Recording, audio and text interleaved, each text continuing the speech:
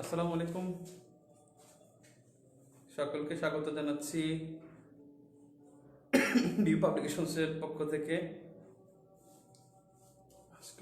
আজকে আমাদের আজকে আমাদের লাইভ ক্লাস। আমি লাইভ ক্লাসে খুব একটা বেশি ইস্টু না, সো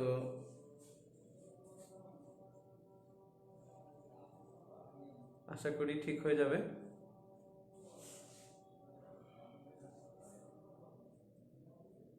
সমস্যা হলে বলতে হবে। ওকে, আপনারা একটু বলেন তো দেখতে পাচ্ছেন কিনা? সবকিছু ওকে? সবকিছু ওকে? শুধু ওকে বলেন যারা শুনছেন। ওয়ালাইকুম আসসালাম, হ্যারিয়াস ট্রুম্যান। ওরে বাবা, হ্যারিয়াস ট্রুম্যান আমাকে সালাম দিচ্ছে। ওয়ালাইকুম আসসালাম। এর নাম কিন্তু ট্রুম্যান, কিন্তু জন্মের মৃত্যু ছিল। হ্যারিয়াস ট্রুম্যান দেখতে পাচ্ছেন? কমেন্ট করেন একটুখানি। ওকে, আপনাদের ফলাফল পেয়ে গেছি। আমি ফলাফল ঘোষণা করব সবার শেষে, তবে আমি এতটুকু বলি, পরীক্ষা দিয়েছে মোট মোট পরীক্ষা দিয়েছে এ পর্যন্ত পরীক্ষা দিয়েছে, একটু দেখতেছি আমরা।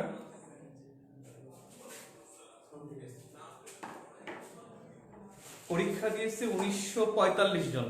আমরা 1945 জনে ক্লোজ করেছি এবং 20 জনের তালিকা আমরা পেয়েছি। একেবারে 20 জনের তালিকা, টাইম সহ সবকিছু দেখতে পাচ্ছি। তবে যারা খুব শেষে শেষ করছে, যেমন 8টা 3-এ শেষ করছে, তাদেরকে আমি লিস্টে রাখবো। তাকে আমি জিজ্ঞাসাবাদ করে তারপরে রেজাল্ট দেবো। উনি 47 নম্বর পেয়েছেন, কিন্তু তিনি 8টা 3-এ শেষ করছেন। ওনার ব্যাপারে একটু দেখতে হবে, উনি আরো একবার ট্রাই করছেন কিনা তা দেখতে হবে। যা হোক, আপনারা রেজাল্ট আমি পরে একেবারে দিয়ে দেবো। তবে আমি কোশ্চেনে চলে যাই। আজকে পরীক্ষার সময় আপনি কিন্তু আপনার কোশ্চেনের পরীক্ষার সময় কিন্তু আপনারা পান নাই। বেসিক্যালি আপনারা আজকে মনে হয় উত্তর পান নাই। উত্তর আমি দেই নেই, যে উত্তরটা আমি দেবো, এই জন্য অনেক সময় উত্তরটা মিসিং হয়ে যায়। সেই জন্য আমি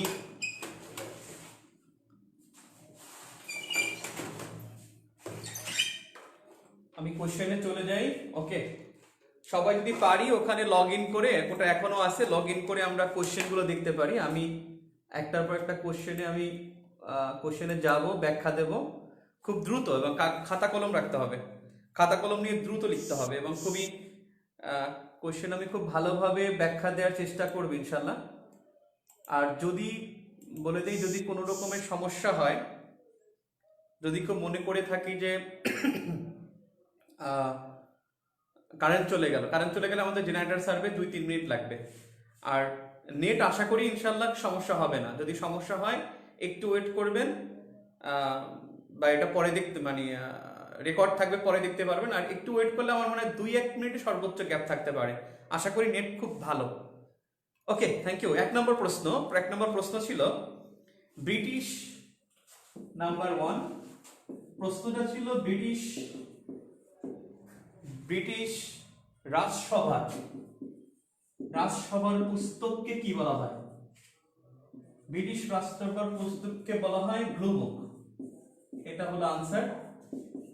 এখানে অপশনে ছিল, 1 নম্বর অপশনে ছিল টিউডর। বেসিক্যালি এটা হলো রানীর বংশ।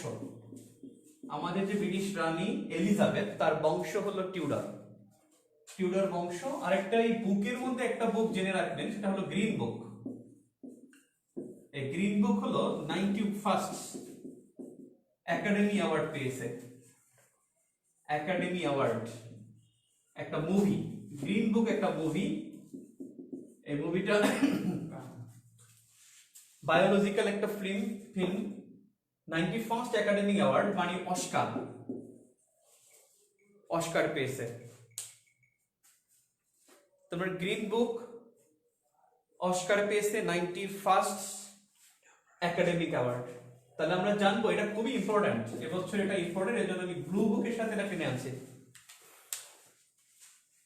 আর এখানে লাস্টে অপশনে ছিল হোয়াইট পেপার, হোয়াইট পেপার যেটাকে বলা হয় শ্বেতপত্র, এবং এটা একটা সরকারি যে কোনো জায়গায়, বাংলাদেশেও সরকারি যে কোনো মানে নথি, মানে একেবারে যেটা ক্লারিফিকেশন নথি, কোনো কিছু ক্লারিফাই করলে সেই নথিকে বলা হয় হোয়াইট পেপার। তার মানে আমি 1 নম্বর প্রশ্ন থেকে বলতে পারি ব্রিটিশ রাষ্ট্রসভার পুস্তকের নাম ব্লু বুক, টিউডার হলো বংশ যেটা রানীর বংশ, গ্রিন বুক হলো মুভি যেটা 91st academic award. Academic award আর অস্কার একই কথা, একাডেমিক অ্যাওয়ার্ড যা অস্কারও তা। Okay, next question, question number 2, 2 নম্বর কোশ্চেন। 2 নম্বর কোশ্চেনটা ছিল আন্তর্জাতিক আগ্রাসন বিরোধী চুক্তি কোনটি? আন্তর্জাতিক আগ্রাসন বিরোধী চুক্তি, খুব ভালো প্রশ্ন। এই প্রশ্নটা আসতে পারে, যে কোনো পরীক্ষা আসতে পারে, আগেও আসছে। আগ্রাসন বিরোধী চুক্তি কোনটি? এটা হলো 1928 সালের Paris pact, Paris pact 1928, Paris pact 1928, আগ্রাসন বিরোধী চুক্তি প্যারিস প্যাক্ট। এই চুক্তিটা বেসিক্যালি, এই চুক্তিটার নাম হলো ক্লক-ব্রিয়ান ট্রিটি, ক্লক-ব্রিয়ান ট্রিটি, ক্লক-ব্রিয়ান ট্রিটি। এটা দুইজন পররাষ্ট্রমন্ত্রীর চুক্তি, একটা ইউএস এবং ফ্রান্স, ইউএস এবং ফ্রান্সের পররাষ্ট্রমন্ত্রীদের মধ্যে আলোচনা হয়। এই আলোচনাটা হলো প্রথম বিশ্বযুদ্ধের পরে একটা আলোচনা চুক্তিটা হয়, যাতে কেউ অনধিকার চর্চা করে কারো ভূখণ্ডে আক্রমণ না করে, এবং সেই আক্রমণ করবে না এমন প্রতিশ্রুতিতে ক্লক-ব্রিয়ান চুক্তি হয়। প্রথমে ফ্রান্স এবং ইউএস এর মধ্যে হয়, পরে ইউকে এখানে জয়েন করে, এবং এটা এখন ইন্টারন্যাশনাল একটা ট্রিটি। এবং এই ট্রিটির যদি কেউ ভঙ্গ করে তাহলে তার বিরুদ্ধে অন্যান্য শান্তিকামী গোষ্ঠী, শান্তিকামী যে গোষ্ঠীগুলো আছে তারা কালেকটিভ সিকিউরিটি অথবা সম্মিলিত নিরাপত্তা কর্মসূচি নিরাপত্তা পরিষদের মাধ্যমে গ্রহণ করতে পারবে। এখন যদি উত্তর কোরিয়া যদি জাপানে আক্রমণ করে বসে, আমরা দেখছিলাম 2017 সালে জাপানের 1000 কিলোমিটার, মানে 1000 কিলোমিটারের কাছে ওখানে গিয়ে উত্তর কোরিয়া পরমাণু অস্ত্রের পরীক্ষা চালিয়েছে। সেক্ষেত্রে উত্তর কোরিয়া যদি জাপানে আক্রমণ করে ফেলতো তাহলে সেটা হতো আন্তর্জাতিক আগ্রাসন বিরোধী পদক্ষেপ। সেক্ষেত্রে নিরাপত্তা পরিষদের মাধ্যমে যুক্তরাষ্ট্র উত্তর কোরিয়ার বিরুদ্ধে কালেকটিভ সিকিউরিটি গ্রহণ করা যেত। তো এখানে একটা বিষয়, এই জন্যই কিন্তু আপনারা দেখছেন যে ইরাকে যখন যুক্তরাষ্ট্র আক্রমণ করছে, যুক্তরাষ্ট্র আক্রমণ করার জন্য কিন্তু নিরাপত্তা পরিষদ একটা প্রস্তাব পাশ করে তারপরে গিয়েছে। তার মানে হুট করে আক্রমণ করতে পারবে না কোনো রকমের বেসমেন্ট ছাড়া। তাকে যদি মানে কোনো দেশকে যদি নিরাপত্তাহীন মনে হয়, কোনো দেশকে যদি নিরাপত্তাহীন মনে হয়, শান্তি বিঘ্নকারী মনে হয়, তখনই নিরাপত্তা পরিষদে কালেকটিভ সিকিউরিটির প্রস্তাব আনা যাবে শান্তি বিঘ্নকারী মনে হলে। আর যদি আক্রমণ করে ফেলে তাহলে তো কোনো কথাই নাই। এখানে অপশন ছিল, 1 নম্বর অপশনে ছিল, আমরা অপশনে চলে যাই। অপশন 1 নম্বরে ছিল অপশনে ছিল ভিয়েনা সনদ বা ভিয়েনা কনভেনশন, ভিয়েনা সনদ বা ভিয়েনা কনভেনশন 1961। এটা হলো কূটনৈতিক আচরণ সংক্রান্ত, কূটনৈতিক আচরণ। আপনি কতটুকু কূটনৈতিক আচরণ, মানে কার সাথে কি আচরণ করবেন, অথবা কে কতটুকু সুবিধা পাবে, কে সুবিধা পাবে না, তা নিয়ে আলোচনা হলো ভিয়েনা সনদ 1961। অপশন নম্বর 3 নম্বরে ছিল Paris piece settlement, Paris piece settlement, Paris piece settlement 1919। এটা ছিল মিত্র শক্তির প্রথম বিশ্বযুদ্ধে মিত্র শক্তির একক সম্মেলন, মিত্র শক্তির একক সম্মেলন, সেটা ছিল প্যারিস পিস সেটেলমেন্ট। এবং এখানে 27 নেশনস উপস্থিত ছিল, 27টি মিত্র শক্তির বিগ ফোর ছিল। বিগ ফোর মানে USA, UK, France, China, France, Russia, USA, UK, France, Italy. আবার বলি, ইউএসএ, ইউকে, ফ্রান্স, ইতালি। প্রথম বিশ্বযুদ্ধের এই বিগ ফোর বলছে then can China attack India, না চায়না ইন্ডিয়া অ্যাটাক করতে পারবে না। যদি সে মনে করে তার সীমান্ত ওই পর্যন্ত আছে তাহলে সে আক্রমণ করতে পারবে ওই সীমান্ত পর্যন্ত। কোনো রকমের ইন্টারন্যাশনালি কোনো রকমের সে ল ভায়োলেট করে সে অ্যাটাক করতে পারবে না। যদি আজকে ইন্ডিয়াতে সে অ্যাটাক করে তাহলে এই আগ্রাসনের এই চুক্তির আলোকে তার বিরুদ্ধে যে কোনো পদক্ষেপ গ্রহণ করা যাবে। এটা একজন কোয়েশ্চেন করছেন সেই আলোকে বললাম। তো এইটা কি প্যারিস পিস সেটেলমেন্টটা কি? প্যারিস পিস সেটেলমেন্টে কিন্তু শুধুমাত্র মিত্র শক্তি ছিল, বিগ ফোর ছিল, জাপান ছিল, এই 5 জন, আর তাদের পক্ষের আরো 22টা দেশ অংশ নিয়েছিল। 27টি দেশ কর্ম পরিকল্পনা নির্ধারণ করে যে তারা এটা করছিল 8 জানুয়ারি 19 সালের 8 জানুয়ারি, এবং তারা সিদ্ধান্ত নেয় যে তারা 28 জুন তারা একটা পদক্ষেপ নেবে, এবং 28 জুন এই মিত্র শক্তি তারা দ্বিতীয় ভার্সাই সন্ধি করে, এবং সেই সন্ধিতে জার্মানিকে কি কি শাস্তি দেওয়া হবে তার রূপরেখা তৈরি করা হয় এখানে। এবং ভার্সাই সন্ধিতে 28টি দেশ থাকে, ওরা 27টি, আর থাকে হলো জার্মানি। এবং জার্মানিকে শাস্তি দেওয়ার জন্য যে প্ল্যানগুলো করা হবে এবং আত্মসমর্পণ চুক্তি বা যেটাকে বলে আর্মিস্টিস, এই আর্মিস্টিস বা যুদ্ধবিরতি চুক্তিগুলো নিয়ে আলোচনা করা হয় এখানে। আলোচনা করে শুধুমাত্র মিত্র শক্তি 27 নেশনস, নেতৃত্ব ছিল বিগ ফোর।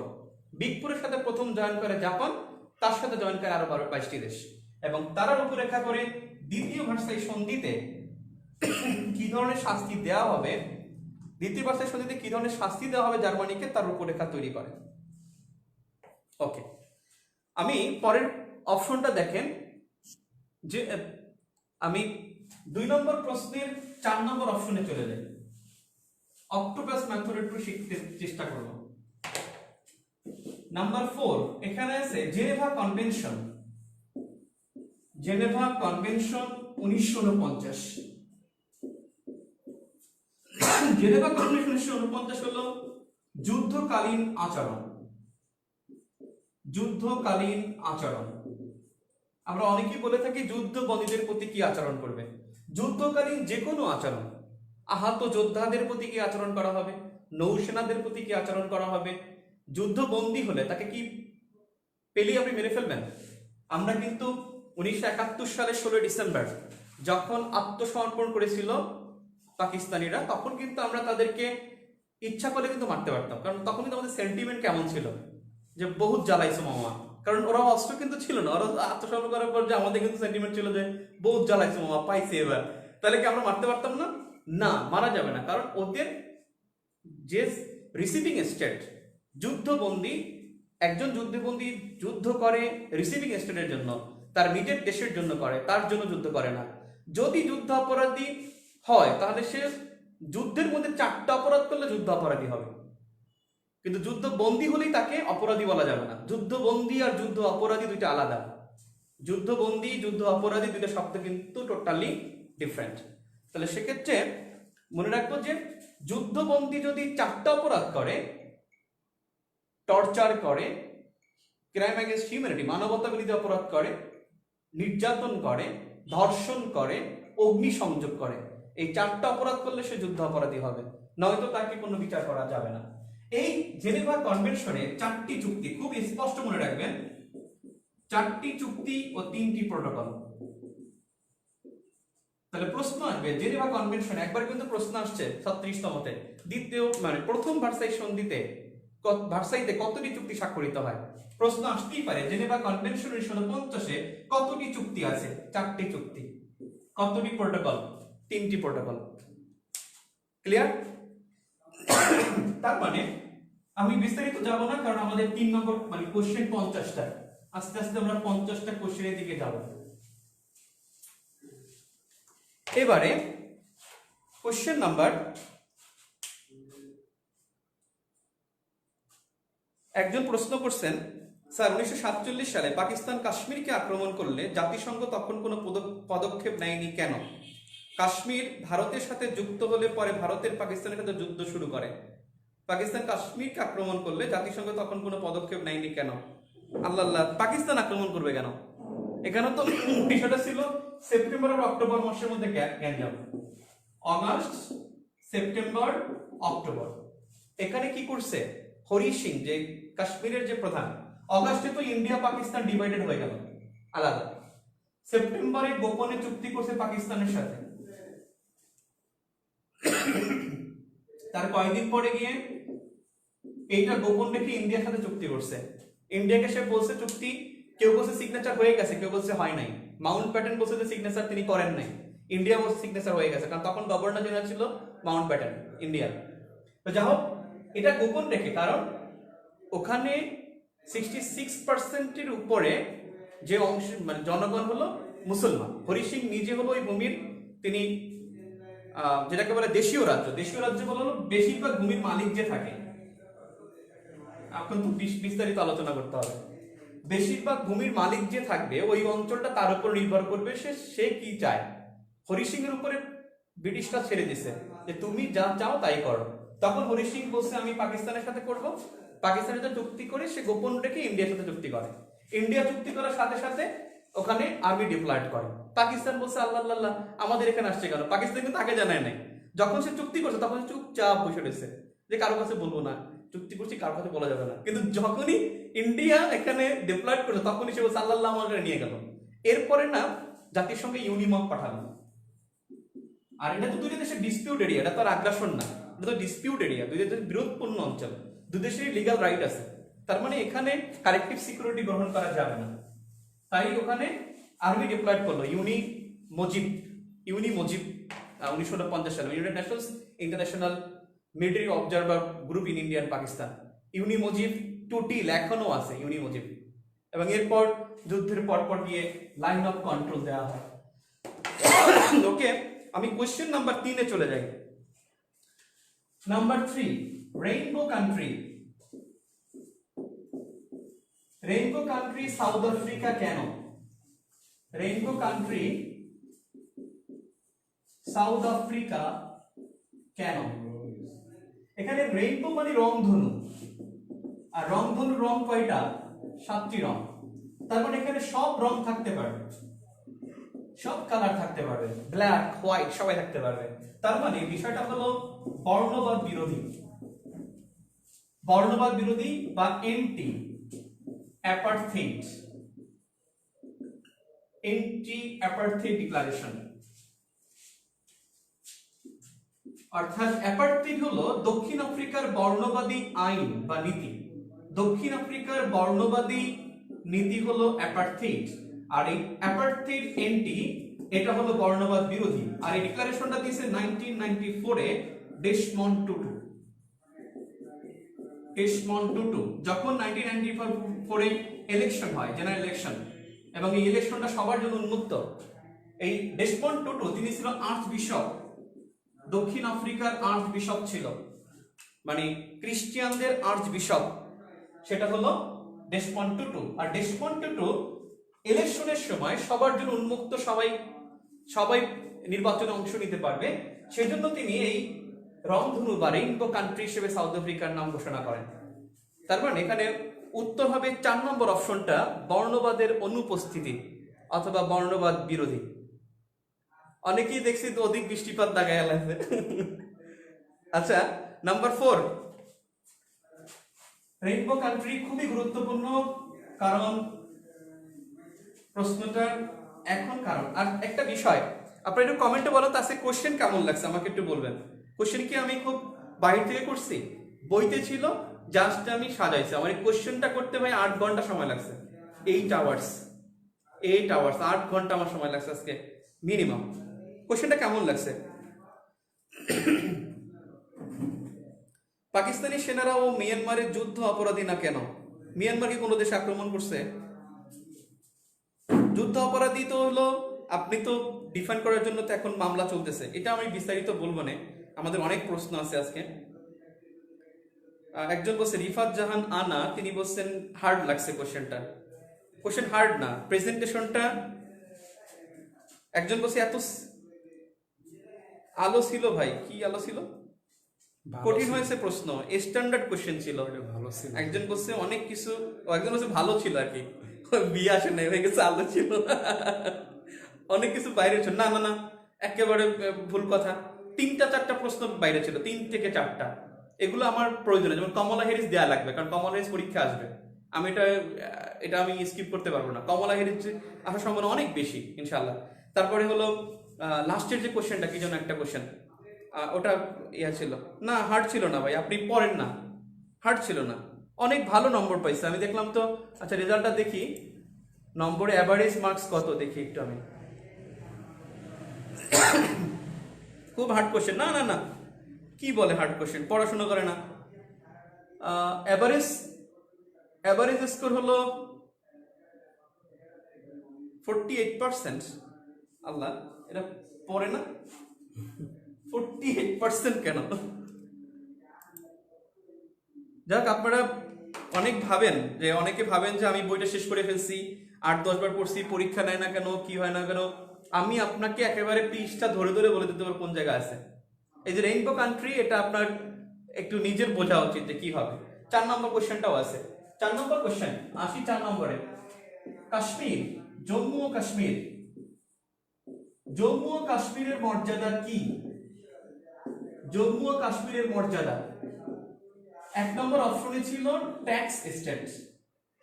ট্যাক্স স্টেট যেটা হলো করদ রাজ্য, করদ রাজ্য ছিল সেই 1949 থেকে 2019 পর্যন্ত করদ রাজ্য ছিল। আর্টিকেল 370, অর্থাৎ ইন্ডিয়ান সংবিধানের 370 অনুচ্ছেদের আলোকে, 370 অনুচ্ছেদের আলোকে করদ রাজ্য ছিল। করদ রাজ্য হলো ট্যাক্স দিবে, ট্যাক্সের পরিবর্তে নিজস্ব পতাকা, প্রতীক, সঙ্গীত পাবে। ট্যাক্স দিবে, ট্যাক্সের পরিবর্তে সে পতাকা, প্রতীক, সঙ্গীত পাবে এবং নিজস্ব আইন পাবে।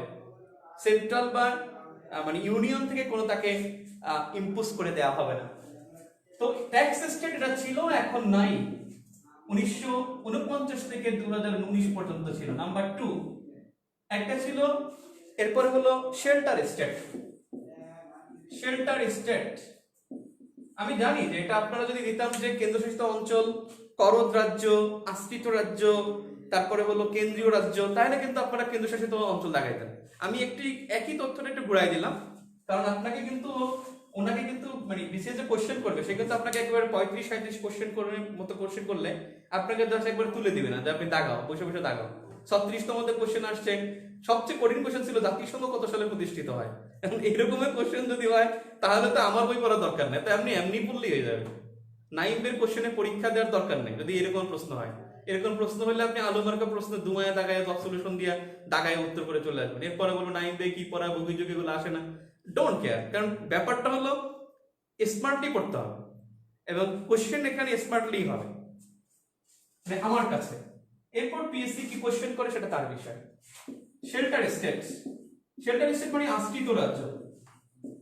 ভারতের আশ্রিত রাজ্য কাশ্মীর, সিকিম। এই সিকিম 1975 থেকে ভারতের আশ্রিত রাজ্য। 1975 থেকে সিকিম ভারতের আশ্রিত রাজ্য। এরপরে আরেকটা ছিল 4 নম্বর অপশনে ইউনিটারি স্টেট।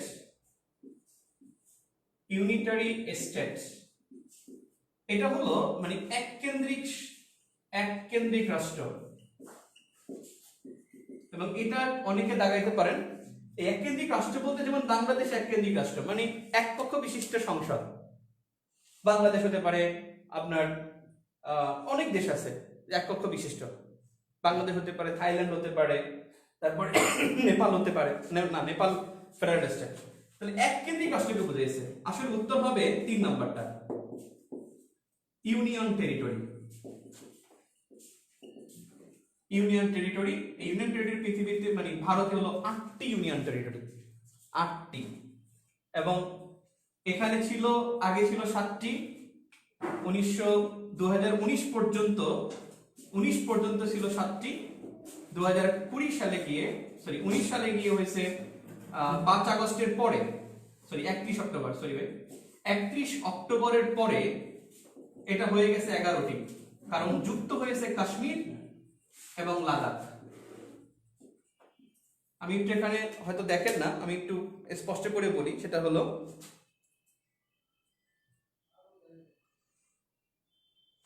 হ্যাঁ অবশ্যই যারা আগে পরীক্ষা দিয়েছে তাদেরটা আগে এগিয়ে রাখবো। এখন দেখেন ইউনিয়ন টেরিটরি 8টি, ইউনিয়ন টেরিটরি 8টি।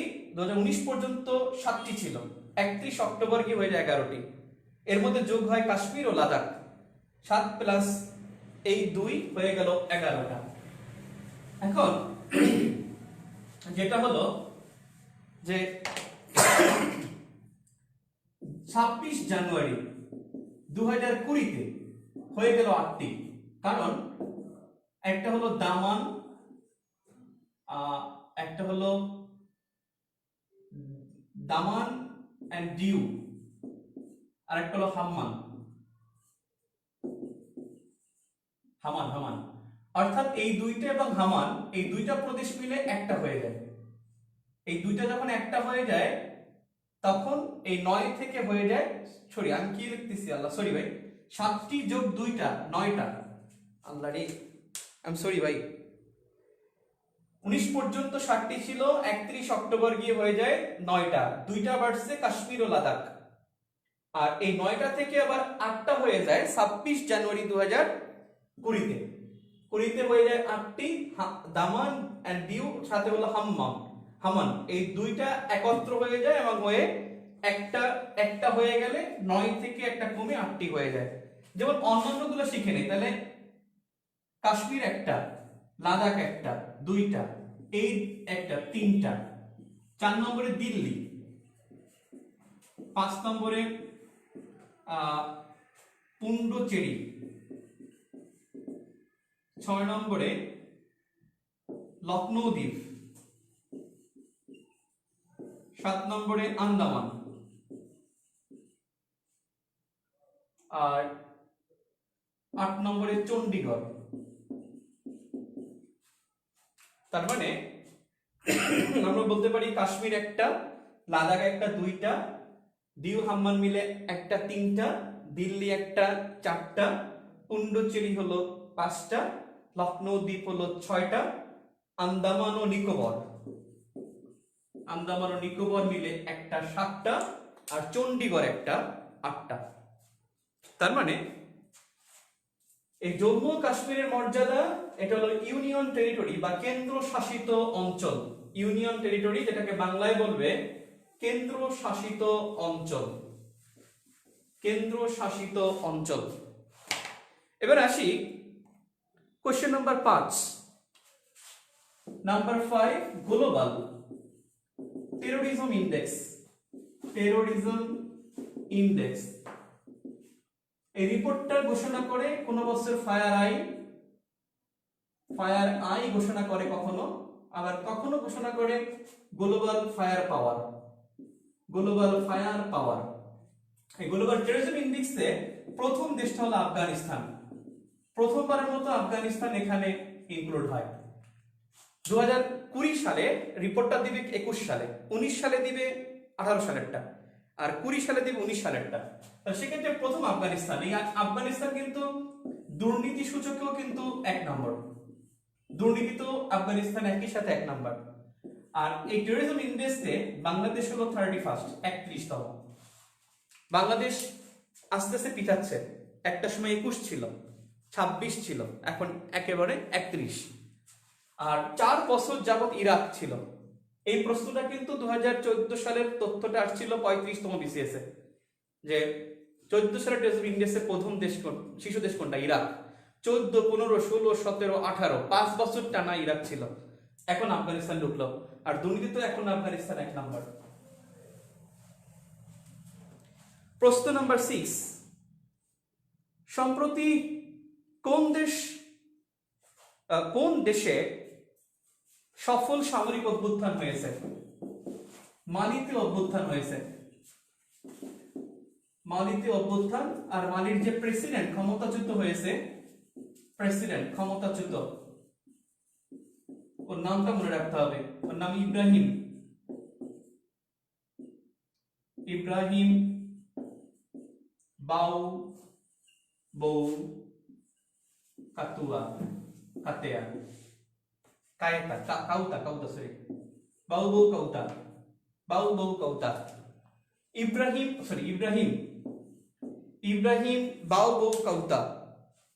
ইব্রাহিম বাউ কাউতা মালিতে সেনা অভ্যুত্থান হয়েছে। এখানে একটা অপশনে আমি 2 নম্বর অপশনে রেখেছি বাহরাইন, এটা মনে রাখবেন, বাহরাইন। বাহরাইন, এই বাহরাইনের একটা দ্বীপ আছে মিনা সলোমন দ্বীপ। মিনা সলোমন দ্বীপ, বাহরাইনের মিনা সলোমন দ্বীপ। আর এই দ্বীপে পঞ্চম নৌবহরের ঘাঁটি আছে। পঞ্চম নৌবহরের ঘাঁটি ইউএস। এবং এই দ্বীপটা হলো পারস্য উপসাগরে। পারস্য উপসাগরে। 6 নম্বর রিসেন্ট প্রশ্ন, তো দিবই তো। এই মালির রাজধানী নাম মনে রাখবেন, মালির রাজধানী এখানে অভ্যুত্থান হয়েছে, বামাকো। মালির রাজধানী বামাকো। এখন দেখেন বাহরাইনের মিনা সলোমন দ্বীপ, আর এই দ্বীপে মার্কিন পঞ্চম নৌবহরের ঘাঁটি আছে। এবং এই দ্বীপটার অবস্থান হলো পারস্য উপসাগরে। এবং প্রশ্ন আসতে পারে যে মার্কিন পঞ্চম নৌবহর কোথায়? ভারত মহাসাগরে সে অবস্থান করে, কিন্তু তার ঘাঁটি হলো মিনা সলোমন দ্বীপ, বাহরাইনে, পারস্য উপসাগরের মধ্যে। এবং এটা ইরানের জন্য একটা বিগ থ্রেট, যে কারণে এটা জানতে হবে। এই মিনা সলোমন দ্বীপ পঞ্চম নৌবহর অত্যন্ত গুরুত্বপূর্ণ। 3 নম্বর অপশনে ছিল জিবুতি। এই জিবুতিতে চীনের ঘাঁটি, যেটা গত বছর পরীক্ষা আছে, চীনের ঘাঁটি। এবং চীনের সীমান্তের বাইরে প্রথম বিদেশে, অর্থাৎ চীনের ভূখণ্ডের বাইরে বিদেশে প্রথম ঘাঁটি হলো জিবুতিতে। 38তম না 40তম? 40তম দিয়ে প্রশ্নটা আসছে। এখানে আরেকটা অপশনে আছে মরিশাস। এই মরিশাস এটা ভারত মহাসাগরের দ্বীপ। এবং পৃথিবীর 3টা দেশের হিন্দু সংখ্যাগরিষ্ঠ দেশ, একটা হলো ভারত, নেপাল এবং মরিশাস। আর এই মরিশাসের 2টা দ্বীপ কিনছে ভারত। 2টি দ্বীপ কিনে ভারত, 2টা দ্বীপ কিনে এখানে সামরিক ঘাঁটি করবে। অর্থাৎ ভারত মরিশাসের দ্বীপ কিনে 2টি ঘাঁটি করবে। তার মানে সামরিক বিষয়গুলো একত্রে আসলো। সামরিক অভ্যুত্থান হয়েছে মালিতে, রাজধানী হলো বামাকো। ইব্রাহিম বাউবউ কাউতা, তাকে অপসারণ করা হয়। আর একটু আগে বললাম যে এটা বাহরাইনের মিনা সলোমন দ্বীপে পঞ্চম নৌবহরের ঘাঁটি মার্কিন। জিবুতিতে চীনের প্রথম ঘাঁটি দেশের বাইরে। আর মরিশাস ভারত মহাসাগরে, এখানে 2টা দ্বীপ কিনে নেয় ভারত। 2টা দ্বীপ কিনে এখানে ঘাঁটি স্থাপন করবে। কোশ্চেন নাম্বার 7 নম্বর কোশ্চেন। প্রশ্নটা ছিল চীন হংকং নিরাপত্তা বিল কবে পাশ করে? নিরাপত্তা বিল পাশ করে কবে? এবং নিরাপত্তা বিলটা পাশ করছে 30 জুন 2020। এখানে আরেকটা তারিখ ছিল 28 জুন 2019। এই দিনটা অপরাধী প্রত্যর্পণ বিল পাশ করেছে। অপরাধী প্রত্যর্পণ বিল পাশ করে, যদিও পরে এটা বাতিল করে। অপরাধী প্রত্যর্পণ বিল হলো যে হংকং এর কোনো অপরাধীকে চীনে নিয়ে বিচার করা যাবে, এবং সেজন্য হংকং এর যে প্রশাসক, হংকং এর নির্বাহী, ওনার নামটা কিন্তু মনে রাখবেন। নির্বাহী নাম হলো কেরি লাম। হংকং এর নির্বাহী কেরি লাম। এই কেরি লামের বিরুদ্ধে ব্যাপক বিক্ষোভ করে, আন্দোলন করে। একটা সময় সে আন্দোলনের মুখে হংকং ছেড়ে চলে যায়। তারপরে অপরাধী প্রত্যর্পণ বিলটা বাতিল করার ঘোষণা দেয়। 30 জুন পাশ করছে নিরাপত্তা বিল। আর এই নিরাপত্তা বিলটার বিরুদ্ধে অবস্থান নিয়েছে, নিরাপত্তা বিলের অবস্থান নিয়েছে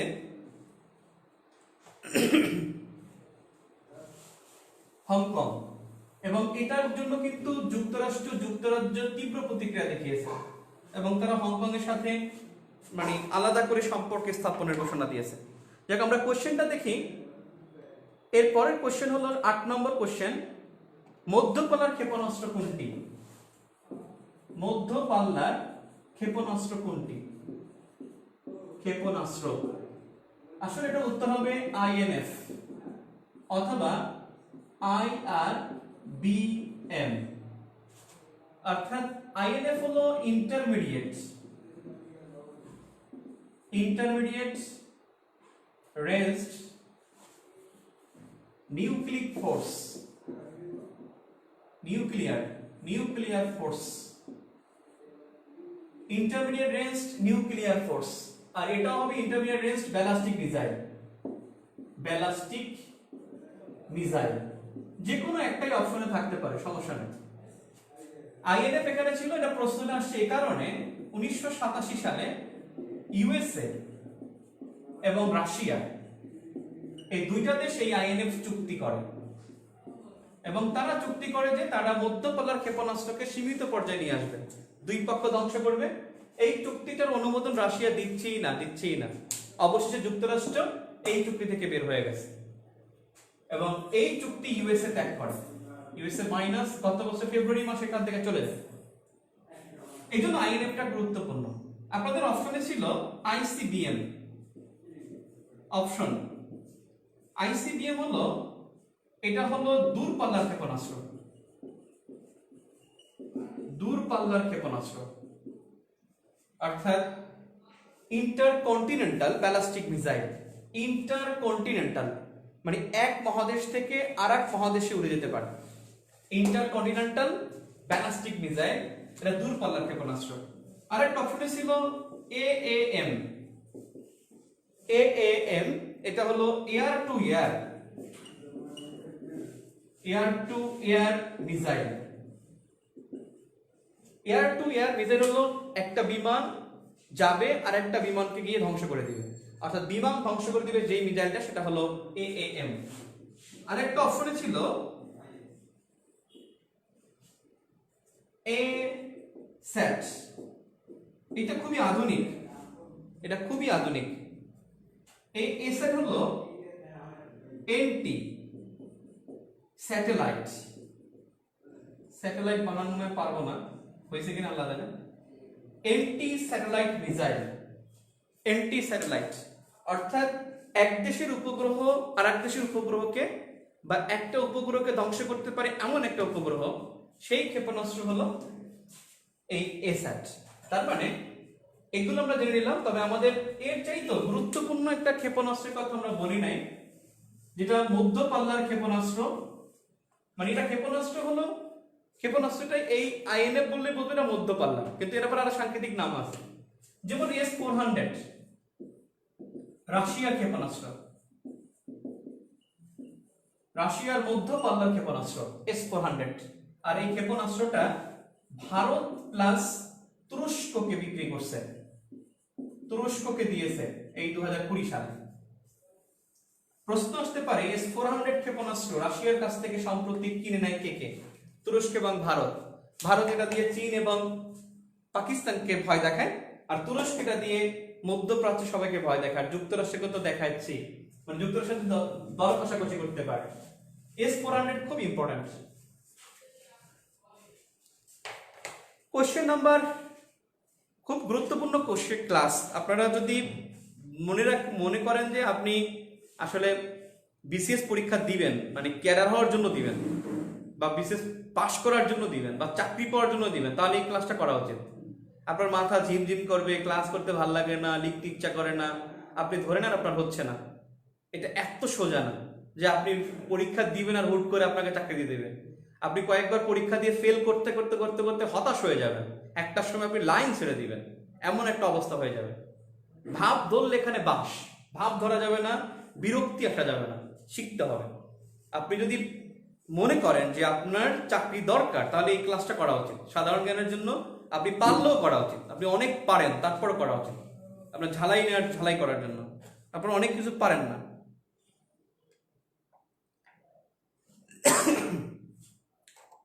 এরপরে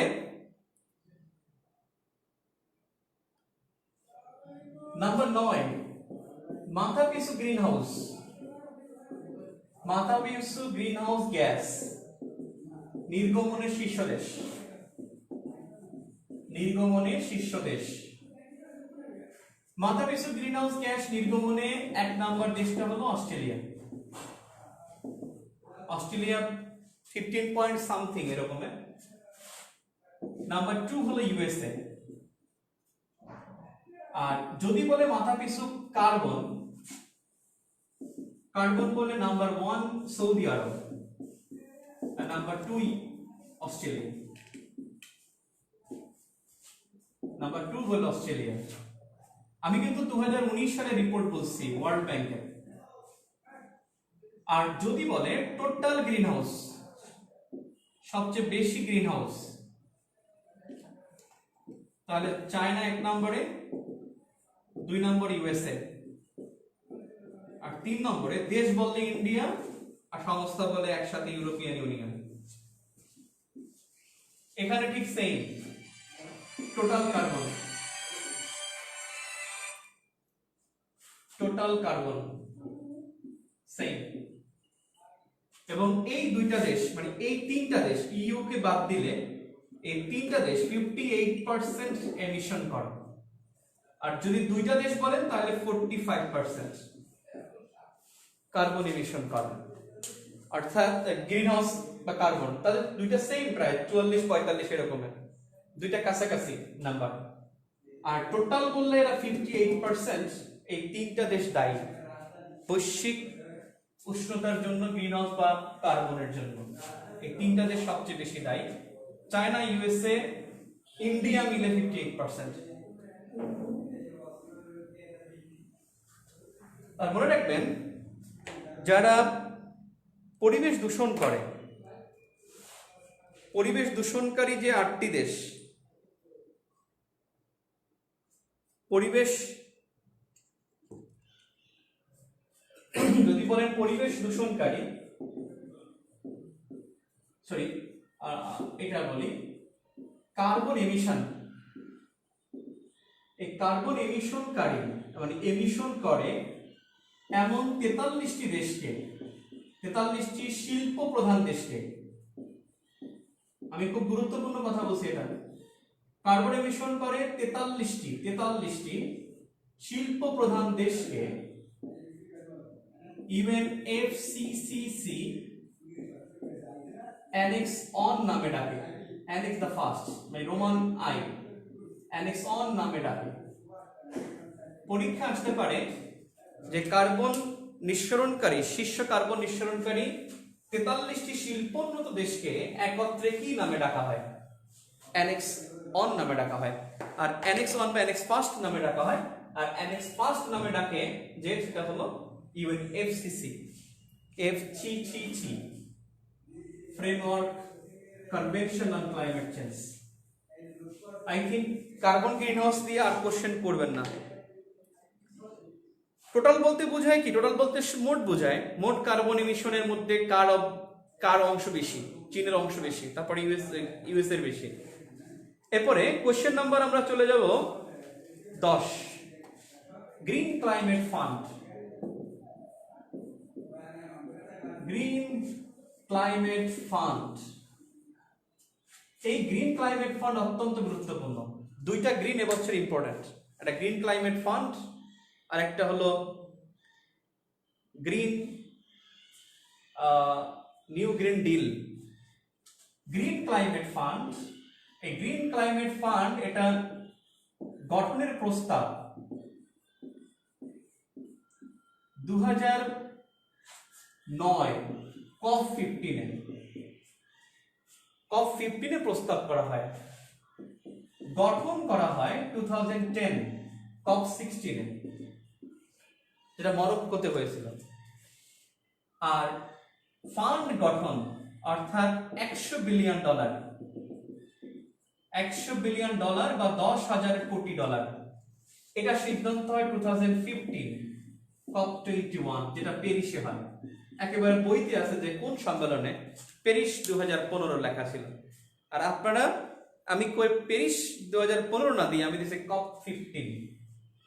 খুব ইম্পর্টেন্ট, খুবই ইম্পর্টেন্ট গ্রিন ক্লাইমেট ফান্ড। আর এই ফান্ডের সদর দপ্তর কোথায় জানেন? কে বলতে পারে সদর দপ্তর কোথায় গ্রিন ক্লাইমেট ফান্ডের?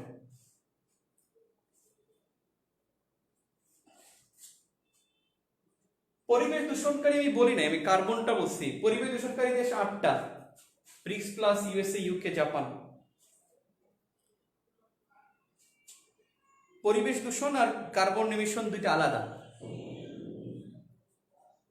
এখন কি বলতে পারে সদর দপ্তর কোথায়? ইউএসএ। দক্ষিণ কোরিয়া, দক্ষিণ কোরিয়ার কোন জায়গায়? রিফাত বলছেন দক্ষিণ কোরিয়া। দক্ষিণ কোরিয়ার কোথায়? দক্ষিণ কোরিয়ার ইনচিয়ান, দক্ষিণ কোরিয়া। Green climate fund.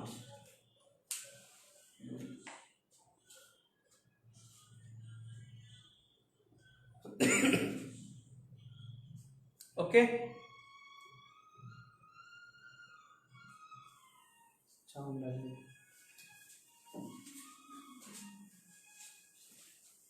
ইনচিয়ান দক্ষিণ Korea. Okay, question number 11, 11 number question. কোশ্চেনে বলা হয়েছে সিএফসি রাশ সংক্রান্ত কনভেনশন কোনটি? কনভেনশন কোনটি? এখানে দেখেন ভিয়েনা কনভেনশন, ভিয়েনা কনভেনশন নামে কনভেনশন অনেক হয়েছে। 1985 সালে যেটা হয়, এই 85টা এখানে ছিল সিএফসি রাশ সংক্রান্ত এই কনভেনশনে। আমি একটুখানি আপনাকে ক্লিয়ার করে দেই, সেটা হলো কনভেনশন বা সনদ। এই কনভেনশন বা সনদের মানে হলো আনঅ্যাভয়েডেবল ল, এটা অ্যাভয়েড করা যাবে না। কনভেনশন বা সনদ যেটা জাতিসংঘ করে থাকে, এই কনভেনশন দ্রুত বাস্তবায়ন করার জন্য প্রোটোকল হয়ে থাকে।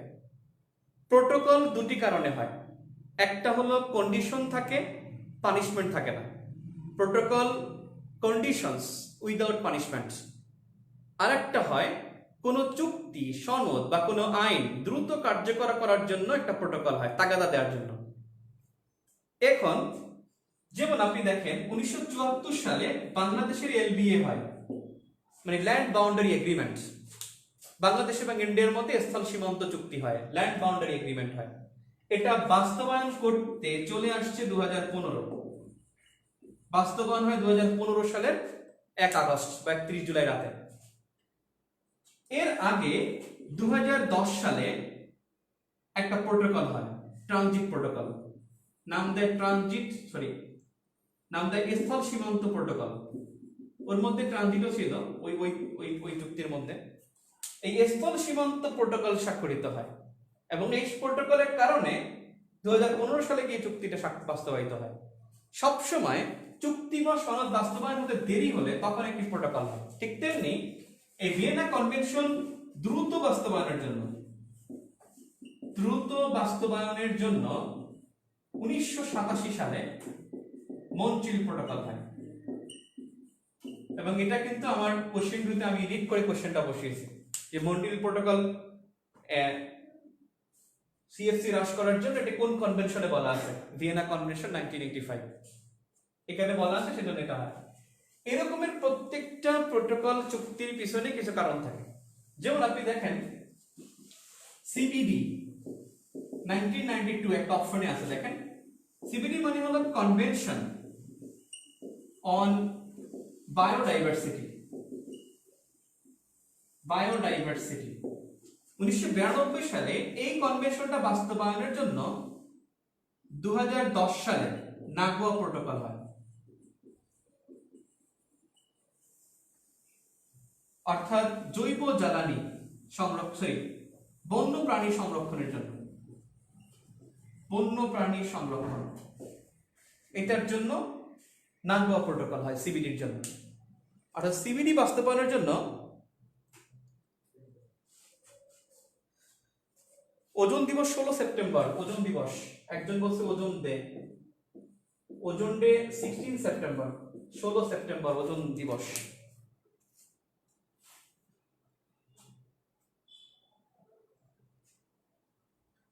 সিএফসি রাশ সংক্রান্ত কনভেনশন দেখেন, সিবিডি নিয়ে হলো দুইটা প্রোটোকল হয়েছে, একটা 2010 সালে নাগোয়া প্রোটোকল আর 2000 সালে হয় কার্টাগেনা প্রোটোকল সিবিডির জন্য। আরেকটা আছে বাসেল কনভেনশন, খুব ইম্পর্টেন্ট, এটা কিন্তু এবছর দিতে পারে। বাসেল কনভেনশন 1989, এটি কার্যকর হয় 1993। বাসেল কনভেনশন এটা প্লাস্টিক বর্জ্য হয়েছে, প্লাস্টিক বর্জ্য নিষেধ, অর্থাৎ প্লাস্টিক বর্জ্য নিষিদ্ধ করে বাসেল কনভেনশন 1989-এ। এটা অত্যন্ত গুরুত্বপূর্ণ।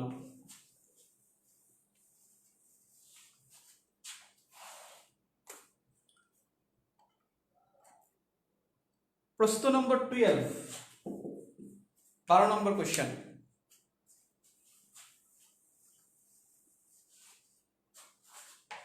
কোশ্চেন। WO, WMO ও ইউনেপ এদের নেটওয়ার্ক কোনটা? এদের নেটওয়ার্ক হলো, একটা নেটওয়ার্ক হিসেবে কাজ করে আইপিসিসি। এই আইপিসিসি 1988 থেকে কাজ করে, 88 থেকে কাজ করে। আইপিসিসি সদর দপ্তর আগে ছিল না, এখন সদর দপ্তর হলো জেনেভা। এখন সদর দপ্তর হলো জেনেভা। এই আইপিসিসি যে কাজটা করে সেটা হলো আপনার গ্রিন হাউস দিয়ে কাজ করে, গ্রিন হাউস দিয়ে কাজ করে আইপিসিসি। আর এই দুইটা হলো তার মাদার, WMO এবং ইউনেপ। আর মনে রাখবেন WMO আর একটা কাজ করে থাকে, WMO একা একটা কাজ করে, সেটা হলো আর্থ আওয়ার। আর্থ আওয়ার অর্থাৎ মার্চ মাসের শেষ শনিবার, মার্চের শেষ শনিবার এই আর্থ আওয়ারটা হয়ে থাকে। আর্থ আওয়ার হলো 1 ঘন্টা বিদ্যুৎহীন থাকা, 1 ঘন্টা বিদ্যুৎহীন থাকা। রাত 8টা থেকে 9টার সময়। বাসেল কনভেনশন 1992 তে কার্যকর, রাইট? বাসেল কনভেনশনটা কারেকশন করেন 1992 তে কার্যকর হয়। আর্থ আওয়ার মার্চের শেষ শনিবার 1 ঘন্টা বিদ্যুৎহীন থাকার কর্মসূচি, রাত 8টা থেকে 9টা। একটা সময় বাংলাদেশে এটা প্রতিদিনই পালন করত, অর্থাৎ পৃথিবীর জন্য 1 ঘন্টা বাংলাদেশ সবসময় পালন করত। এটা প্রতি মার্চের শেষ শনিবার, এবং এটা শুরু করছে সিডনি থেকে, সিডনি 2007। অর্থাৎ WMOর সহযোগিতায় বা নির্দেশনায় আর্থ আওয়ার পালিত হয় মার্চের শেষ শনিবার, 1 ঘন্টা বিদ্যুৎহীন থাকার কর্মসূচি।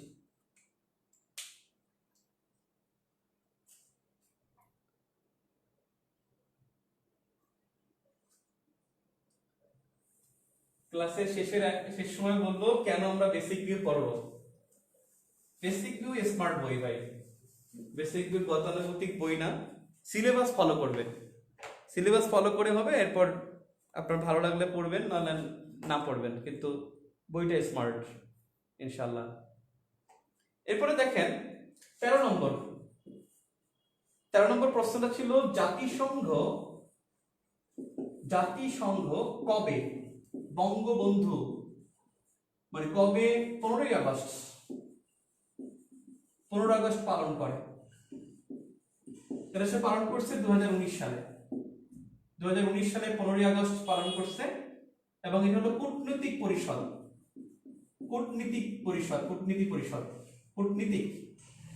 অর্থাৎ কূটনীতিকদের একটা পরিষদ আছে, তারা এখানে আনুষ্ঠানিকভাবে পালন করছে। এটা সাধারণ পরিষদ, নিরাপত্তা পরিষদ কোনোটার মধ্যে আলোচনা হয় না, শুধুমাত্র অনানুষ্ঠানিকভাবে কূটনৈতিক পরিষদে এই 15ই আগস্ট নিয়ে আলোচনা করছেন। এখান থেকে বঙ্গবন্ধুকে বিশ্ববন্ধু বলা হয়েছে, বিশ্ববন্ধু বলা হয়েছে, বা ফ্রেন্ডস অফ দ্য ওয়ার্ল্ড, মানে ওয়ার্ল্ডস ফ্রেন্ড না, এরকম একটা কথা, friends of the world, friends এরকম একটা, মানে আমাদের যেটা সচরাচর ভাবে যে মানে ওয়ার্ল্ড ফ্রেন্ড এরকমের না, অফ দা আছে মাঝখানে, আর ফ্রেন্ড অফ দা ওয়ার্ল্ড মানে এরকম বিশ্ববন্ধু বলা হয় এখান থেকে। এর আগে বঙ্গবন্ধুকে আগেও বিশ্ববন্ধু বলছে শান্তি পরিষদ, মানে শান্তি সম্মেলন চিলির সান্টিয়াগোতে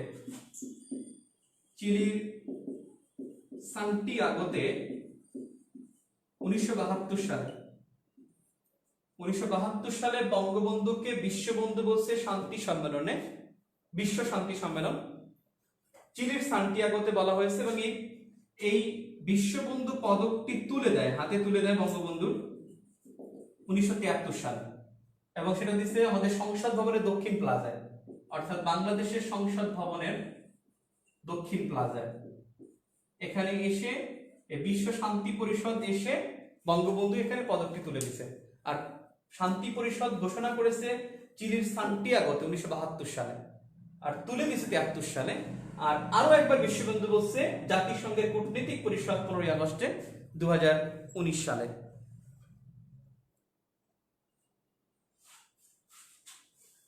তেরো নম্বর কোশ্চেন শেষ হলো, 14 নম্বরে চলে যায়। পরের ব্যাখ্যাগুলো আমাদের সহজ আছে। নাম্বার 14 বলছে WHO এর প্রধানকে কি বলা হয়? এবছর খুব আলোচনা হয়। প্রধানের নাম তো জানেন, WHO এর প্রধানের নাম কি? WHO প্রধানের নাম কি জানি? A friend of the world, right, thank you very much. একজন বলছে a friend of the world. WHO এর প্রধানকে বলা হয় কি দেখি একটুখানি। অপশন হলো মহাপরিচালক,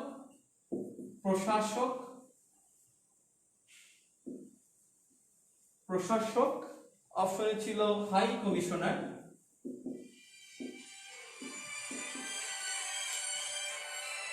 কমিশনার, এরপরে ছিল প্রেসিডেন্ট। মহাপরিচালক বলা হয় WHO এবং WTO, এই দুইটার প্রধান কি বলা হয়? মহাপরিচালক, WTO মহাপরিচালক। তারপরে হলো WTO মহাপরিচালক, হ্যাঁ মহাপরিচালক। আর প্রশাসক বলা হয় UNDP প্রধানকে, হাই কমিশনার বলা হয় UNHCR এবং UNHRC। দুইটা কি? UNHRC যেটা আপনার নাম হলো OHRC, হিউম্যান রাইটস কমিশন, যেটা UNHRC অথবা OHRC হাই কমিশনার। প্রেসিডেন্ট বলা হয় ওয়ার্ল্ড ব্যাংক, ওয়ার্ল্ড ব্যাংকের প্রধানকে বলা হয় প্রেসিডেন্ট। আর IMF এর প্রধানকে কি বলা হয় বলেন তো? একজন বলেন তো IMF এর প্রধানকে কি বলা হয়?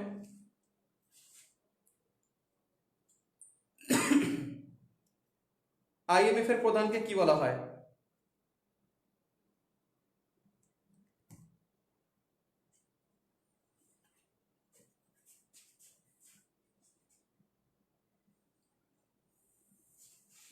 তাড়াতাড়ি, IMF এর প্রধানকে কি বলা হয়? একজন বলছেন উজ্জ্বল দাস, বলছেন পরিচালক। না, পরিচালক বলা হয় না, মহাপরিচালক বলা হয় না, প্রশাসক বলা হয় না। রাকিব বলছে MD বলা হয়, MD ব্যবস্থাপনা পরিচালক, right, MD Rakib, thank you Rakib, উনি বলতে পারছেন। কোশ্চেন নম্বর চলে যাব আমরা 15 নম্বর প্রশ্নটা হলো USMCA এটা কার পূর্ব নাম? এর পূর্ব নাম ছিল নাফটা। 1993 তে ছিল, এখন এটা দরকার নাই। এখন USMCA নিয়ে চিন্তা করি। USMCA মানে United States, USA, M for Mexico আর CA ফর কানাডা। এরা নাফটার পরিবর্তে একটা চুক্তি করে USMCA। এই চুক্তিটা হয় 30 ডিসেম্বর 2018 এবং এই চুক্তিটা কার্যকর হয় 1 জুলাই 2020। এই বছর চালু হয়েছে এটা কার্যকর। অর্থাৎ USMCA 3টি দেশের মুক্ত বাণিজ্য চুক্তি। এটা হলো USA, মেক্সিকো এবং কানাডার। চুক্তিটা স্বাক্ষর 30 ডিসেম্বর 2018, কার্যকর হয় 1 জুলাই 2020 তে। এখানে যে অপশনগুলো আছে, অপশন 3টাই খুব ইম্পর্টেন্ট, খুবই ইম্পর্টেন্ট। আমি লাস্ট অপশনে যাই। অপশন নম্বর 4 আছে OAS, organisation of American states. অর্থাৎ 2 আমেরিকা, উত্তর ও দক্ষিণ আমেরিকা মিলে 35টি দেশের 35টি সদস্য, তাদেরকে নিয়ে OAS গঠিত। এবং যেটা মনরো ডক্ট্রিন, নাম শুনছেন আপনারা, মার্কিন প্রেসিডেন্ট মনরো, তিনি 2 মহাদেশ মানে আমেরিকা, উত্তর আমেরিকা, দক্ষিণ আমেরিকাকে একক মহাদেশ বলেছেন। এবং সেই ট্রুম্যানের সেটাই 1948 সালে এটা প্রতিষ্ঠার মাধ্যমে ট্রুম্যান 1823 সালে যেটা বলছেন সে 1823 সালের এই মানে ফিরে আসে এবং এখানে দীর্ঘদিন 2009 পর্যন্ত কিউবা এটার বাইরে ছিল। কিউবা এখন এর মধ্যে চলে আসছে। এই ওএস একটি রাজনৈতিক জোট, পলিটিক্যাল অ্যালায়েন্স, রাজনৈতিক জোট। 1 নম্বর অপশন আছে টিটিআইপি, অত্যন্ত গুরুত্বপূর্ণ, trans Atlantic trade and investment partnership. Transatlantic trade and investment partnership. এই টিটিআইপি এটা ইউএসএ প্লাস ইউরোপীয় ইউনিয়নের বাণিজ্য আলোচনা।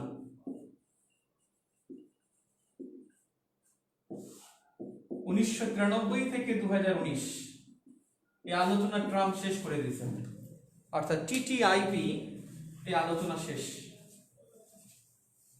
Transatlantic trade and investment partnership এবং ইউএসএ প্লাস ইউ বাণিজ্য আলোচনা 1993 থেকে 2019 পর্যন্ত ছিল। ওকে, চলে যায় খুব ভালো প্রশ্ন 16 নম্বর। এটাও আমাদের একেবারে কোশ্চেন টু কোশ্চেন। নাম্বার 16, কমেসা। কমেসা কি কি? এটা হলো বাণিজ্যিক ব্লক। এই বাণিজ্যিক ব্লকটা হলো, দেখেন কমেসা মানে হলো কমন মার্কেট, সিতে কমন, সিউতে common, M A market of দা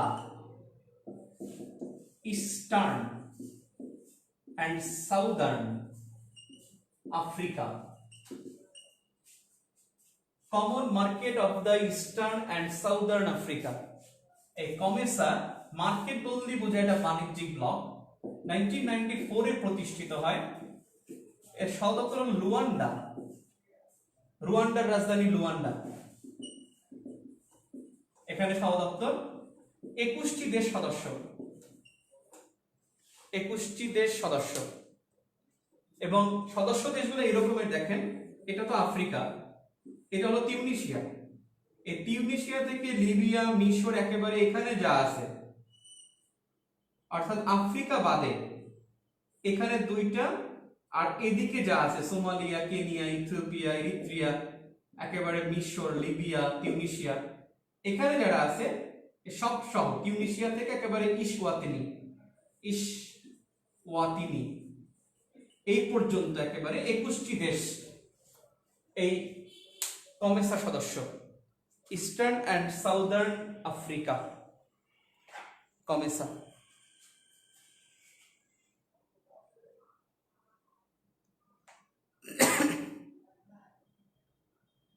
আপনি একজন বলছে সাধারণ জ্ঞান যত পড়ি ততই বলি, পরীক্ষার সময় গুলিয়ে ফেলি। এই জন্য আপনাকে পরীক্ষা দিয়ে অপশন সহ খেলতে হবে। অপশন কোনটা কি এটা দেখলেই দেখবেন, আপনি যত পারেন পরীক্ষা দিবেন আর 4টা অপশন নিয়ে খেলবেন, দেখবেন জীবনও বলবেন না, জীবনও বলবেন না। দেখলেই বুঝবেন যে এটা তো এরকমের, এটা তো এরকমের, তারপরেই দেখবেন যে আর ভোলার চান্স নাই ইনশাআল্লাহ, ভুলবেন না ইনশাআল্লাহ। পরীক্ষা দিবেন বেশি বেশি। ওকে, কোশ্চেন নাম্বার হলো 17। 17 নম্বর কোশ্চেন ছিল, লন্ডনে কোন রাজ্য, ভারতের কোন রাজ্য, ভারতের কোন রাজ্য প্রবাসী সরকার গঠন করে, প্রবাসী সরকার, প্রবাসী সরকার গঠন করে স্বাধীনতার ঘোষণা দেয় এবং সেটা ছিল মণিপুর। 2020 সালে মণিপুর রাজ্য উত্তর। এটা তেমন কোনো ব্যাখ্যা নাই। আমরা 18 নম্বর কোশ্চেনে চলে যাই। কোনটির জরিপে বাংলাদেশ অর্থনৈতিক নিরাপত্তায় 9ম বৃহত্তম দেশ? 18 নম্বর কোশ্চেন, অর্থনৈতিক নিরাপত্তায়, অর্থনৈতিক, খুব ভালো প্রশ্ন। অর্থনৈতিক নিরাপত্তায় বিডি 9ম বৃহত্তম দেশ। এই কথাটা কে বলছে দেখি, কে কি বলছে? একটা আছে গোল্ডম্যান স্যাচস, চারটা অপশনই লিখে নেন, খুবই ইম্পর্টেন্ট। অর্থনৈতিক নিরাপত্তা নবম বৃহত্তম দেশ কথাটা কে বলছে? এক নম্বর অপশন আছে গোল্ডম্যান স্যাক্স, দুই নম্বরে আছে ইকোনমিস্ট, দা ইকোনমিস্ট পত্রিকা, একটা আছে ফোর্বস, আর একটা আছে ওয়েলথেক্স।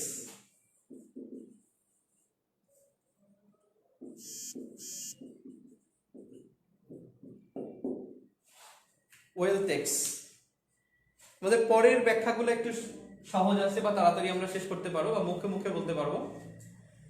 দেখেন এখানে অর্থনৈতিক নিরাপত্তায় বাংলাদেশ নবম বৃহত্তম দেশ, এই কথাটা বলছে দ্য ইকোনমিস্ট। গোল্ডম্যান স্যাক্স বাংলাদেশকে বলছে N11 এর দেশ। N11 N11 মানে হলো নেক্সট 11। নেক্সট 11 মিন্স পরবর্তীতে 11টি দেশ বিশ্বকে নেতৃত্ব দিবে, তার মধ্যে একটা দেশ বাংলাদেশ। গোল্ডম্যান স্যাক্স বলছে N11 এর দেশ, ইকোনমিস্ট বলছে নবম বৃহত্তম অর্থনৈতিক নিরাপত্তায়, ফোর্বস বলছে আমাদের প্রধানমন্ত্রীকে শেখ হাসিনাকে, প্রধানমন্ত্রীকে 6 জন নারীর একজন বলছে যারা করোনার হিরো, অর্থাৎ করোনার হিরো বলেন বা হিরোইন বলেন, অর্থাৎ করোনা মোকাবেলায় 6 জন প্রধানমন্ত্রী, নারী প্রধানমন্ত্রী বা নারী সরকার প্রধান, তারা 6 জন শীর্ষে, তার মধ্যে একজন হলো বাংলাদেশের প্রধানমন্ত্রী। ওয়েলথেক্স ভেরি ভেরি ইম্পর্টেন্ট, ওরা বলছে দ্রুত ধনী হচ্ছে যে দেশটা, দ্রুত ধনী হচ্ছে যে দেশটা সেটা বাংলাদেশ, 1,60,000 বছরে ধনী হয়, এবং সেটা বলছে ওয়েলথেক্স। 18 নম্বর কোশ্চেন অত্যন্ত গুরুত্বপূর্ণ, very very important. Goldman sax বলছে N11 বা নেক্সট 11 এর দেশ।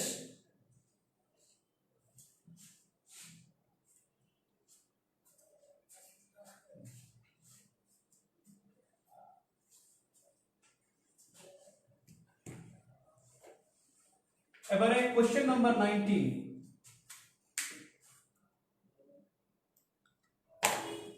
মিয়ানমারের বিরুদ্ধে ICJ তে মামলায় গাম্বিয়াকে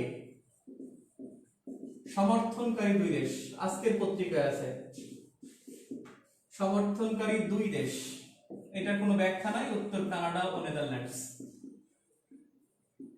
তারা শুরু থেকেই সহায়তা করছে, যখন গাম্বিয়ার যে আবু বাকার তাম্বাদু উনি যখন মামলাটা করছেন, গাম্বিয়ার যিনি আইন মন্ত্রী ও অ্যাটর্নি জেনারেল, তিনি যখন মামলাটা করেন তখন তাকে 9 সদস্যের সহায়তা করেছিল কানাডা এবং নেদারল্যান্ডসের আইনজীবীরা। 2020 সালের মার্কিন প্রেসিডেন্ট ডেমোক্রেট দলীয় রানিং মেট কমলা হ্যারিসের অঙ্গরাজ্য কোনটা? কমলা হ্যারিস অত্যন্ত গুরুত্বপূর্ণ। কমলা হ্যারিসের অঙ্গরাজ্য, কমলা হ্যারিস তিনি হলেন ভারতের ডেমোক্র্যাট পার্টির রানিং মেট মানে ভাইস প্রেসিডেন্ট প্রার্থী জো বাইডেনকে ট্রাম্প আগে বলতো যে লো বাইডেন মানে ধীরস্থির, আর কালকে বলছেন যে জো হাইডেন মানে সে গোপনে থাকে। ভালোই, জো বাইডেন তিনি রানিং মেট, তিনি নির্বাচন করবেন ডেমোক্র্যাট থেকে, 77 বছর বয়স, আর ট্রাম্পের বয়স হলো 74 বছর, 2 বুইরার চমৎকার মিলবে। এবং জো বাইডেনকে বলছেন তিনি আগে লো বাইডেন, এখন বলছেন জো হাইডেন। তো যা হোক, এই কমলা হ্যারিস তিনি একজন ভারতীয় বংশোদ্ভূত,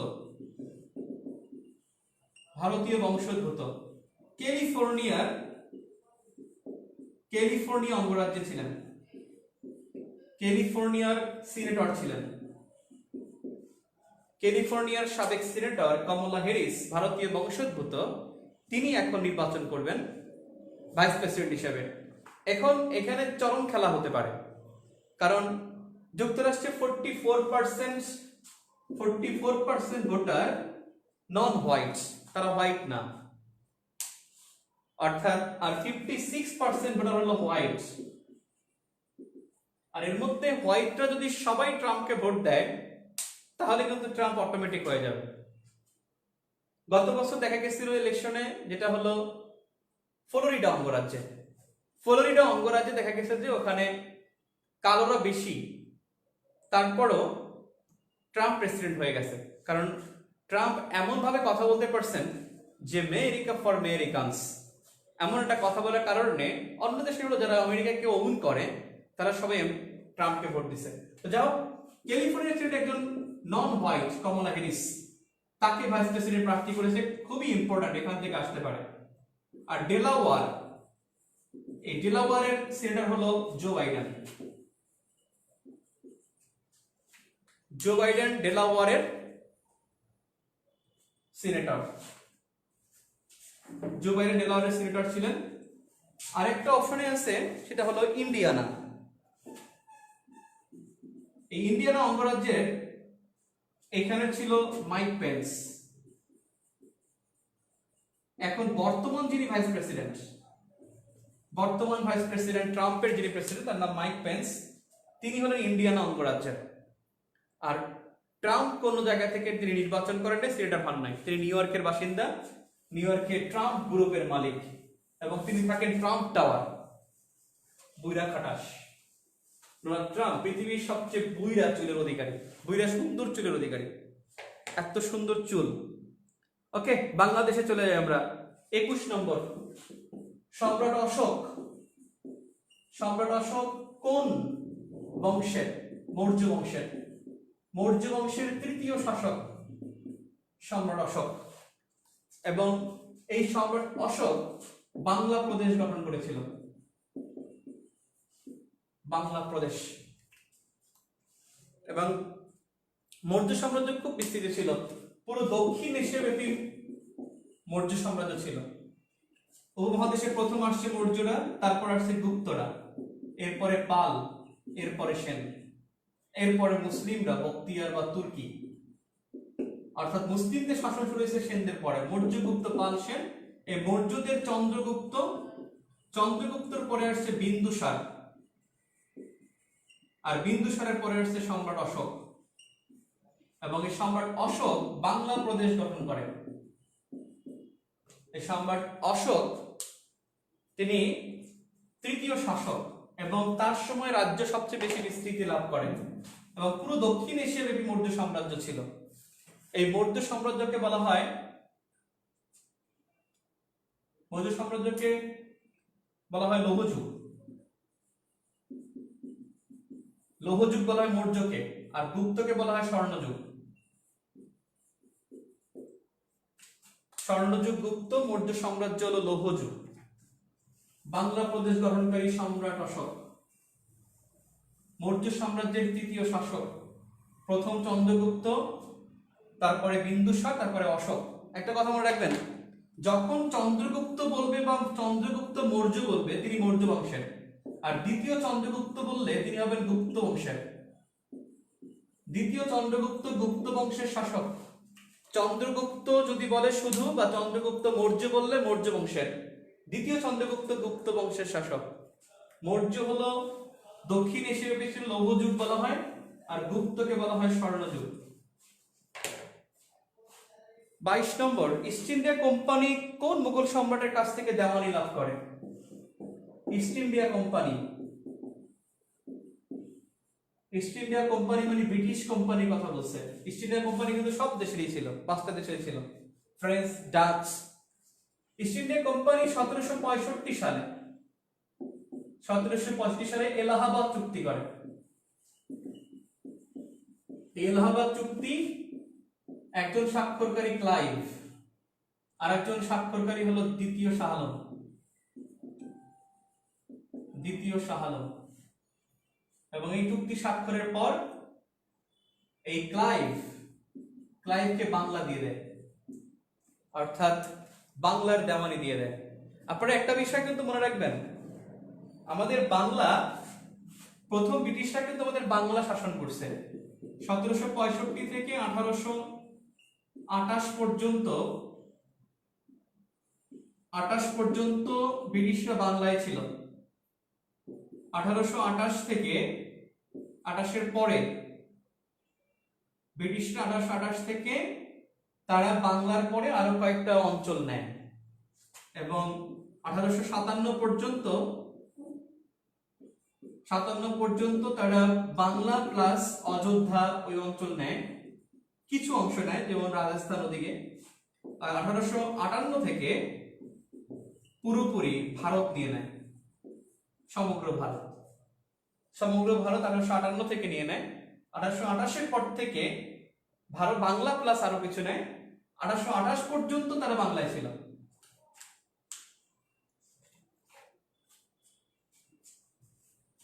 তাহলে শাহ আলম এলাহাবাদ চুক্তির মাধ্যমে ক্লাইভকে দেওয়ানি দিয়ে দেয়।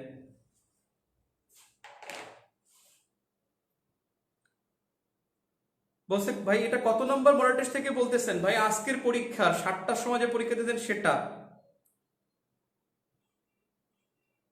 একজন বলছে স্যার বিন্দুসারী কি দ্বিতীয় চন্দ্রগুপ্ত? না, দ্বিতীয় চন্দ্রগুপ্ত গুপ্ত সাম্রাজ্যের, ওর মিনিমাম 300 বছর পরে আসছে, ওর পোলায় কেমনে। 23 নাম্বার মুঘল সম্রাট হুমায়ুন। মুঘল সম্রাট হুমায়ুন তিনি বাংলাকে বলছিল জান্নাতাবাদ। এই জান্নাতাবাদ বলেন কেন? গৌড়ের সৌন্দর্য দেখে, গৌরকে দেখে তিনি বলছেন যে বাংলাকে জান্নাতাবাদ। গৌর দেখার পরে সে আর এদিকে এই সৌন্দর্য থেকে সে আর এদিকে আসেই নাই। চাঁপাইনবাবগঞ্জের ওই পাশে গৌর থেকে সে ওখানে মুগ্ধ হয়ে বসেছিল, আর এদিকে বাংলায় শেরশাহ চলে আসছে। এরপরে কিন্তু এই হুমায়ুন মুঘল সম্রাট কিন্তু 1526 সাল থেকে বাংলায় বললেন, 1526 থেকে একেবারে 1765 পর্যন্ত বাংলায়। ওটা বাদ দেয়। মুঘল সাম্রাজ্য প্রতিষ্ঠিত হয়েছে 1526 সালে, কিন্তু ইন্টারেস্টিং বিষয় 1539 থেকে 1555 পর্যন্ত এই সময়টা কিন্তু হুমায়ুন 38 সালে আসে। হুমায়ুন 38 সালে আসলে 39 সালে শেরশাহর কাছে পরাজিত হয়ে যায়। Humayun out of throne, Humayun কিন্তু মুঘল সাম্রাজ্য থেকে ছুঁড়ে ফেলে হয়, মানে মুঘল সাম্রাজ্য কয়েক বছর পরে কিন্তু নিশ্চিহ্ন হয়ে যায়। পরে আবার সে 1556 সালে আবার সে মানে 55 সালে আবার ব্যাক করে হুমায়ুন। 38 পরে মানে 39 পরে 16 বছর পরে আবার সে ব্যাক করে 55 সালে। মাঝখানে কিন্তু আফগানরা ছিল দিল্লিতে দখলে, দিল্লি প্লাস বাংলায়। আর হুমায়ুন আসতে চাইছিল বাংলায়, গৌর এসে পাগল হয়ে গেছে, এরপর আসতে চায় না। এই জন্য পরীক্ষা আসে কোন মুঘল সম্রাট বাংলা আগমন করতে চেয়েছিল? হুমায়ুন। আর কে আগমন করছে? তিনি হলেন হুমায়ুনের পুত্র আকবর 1576 সালে। প্রশ্ন নম্বর 24, 71 সালের 3 মার্চ 1971 3 মার্চ ইশতেহার যখন ঘোষণা করেছিল কোথায়? পল্টন ময়দানে ইশতেহার ঘোষণা করে, এবং সেই ইশতেহার অনুষ্ঠানটা আয়োজক ছিল ছাত্রলীগ। আমরা তো ছাত্রলীগকে গালিগালাজ করি, এই ছাত্রলীগ কিন্তু ইশতেহার ঘোষণা করেছিল, এবং এই অনুষ্ঠানের সভাপতি ছিল ছাত্রলীগের সভাপতি নুরে আলম সিদ্দিকী। তিনি কিন্তু এই প্রোগ্রামের সভাপতি ছিল, এবং ইশতেহার ঘোষণা করেছিল শাহজাহান সিরাজ।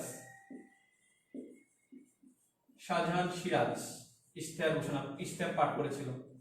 আর নুরে আলম সিদ্দিকী তিনি এই প্রোগ্রামের সভাপতি ছিল, এবং এই জন্যই প্রশ্নটা করেছিলাম। কি বলতে পারি? 71 7 মার্চ অনুষ্ঠানটার আয়োজক কি ছিল? একজন বলেন। 71 7 মার্চ অনুষ্ঠানটির আয়োজক কে ছিল? Awami League, nap, BNP?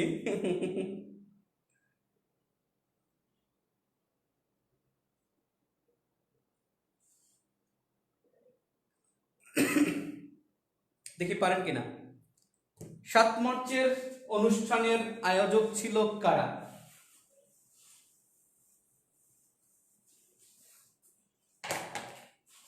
Question number 25,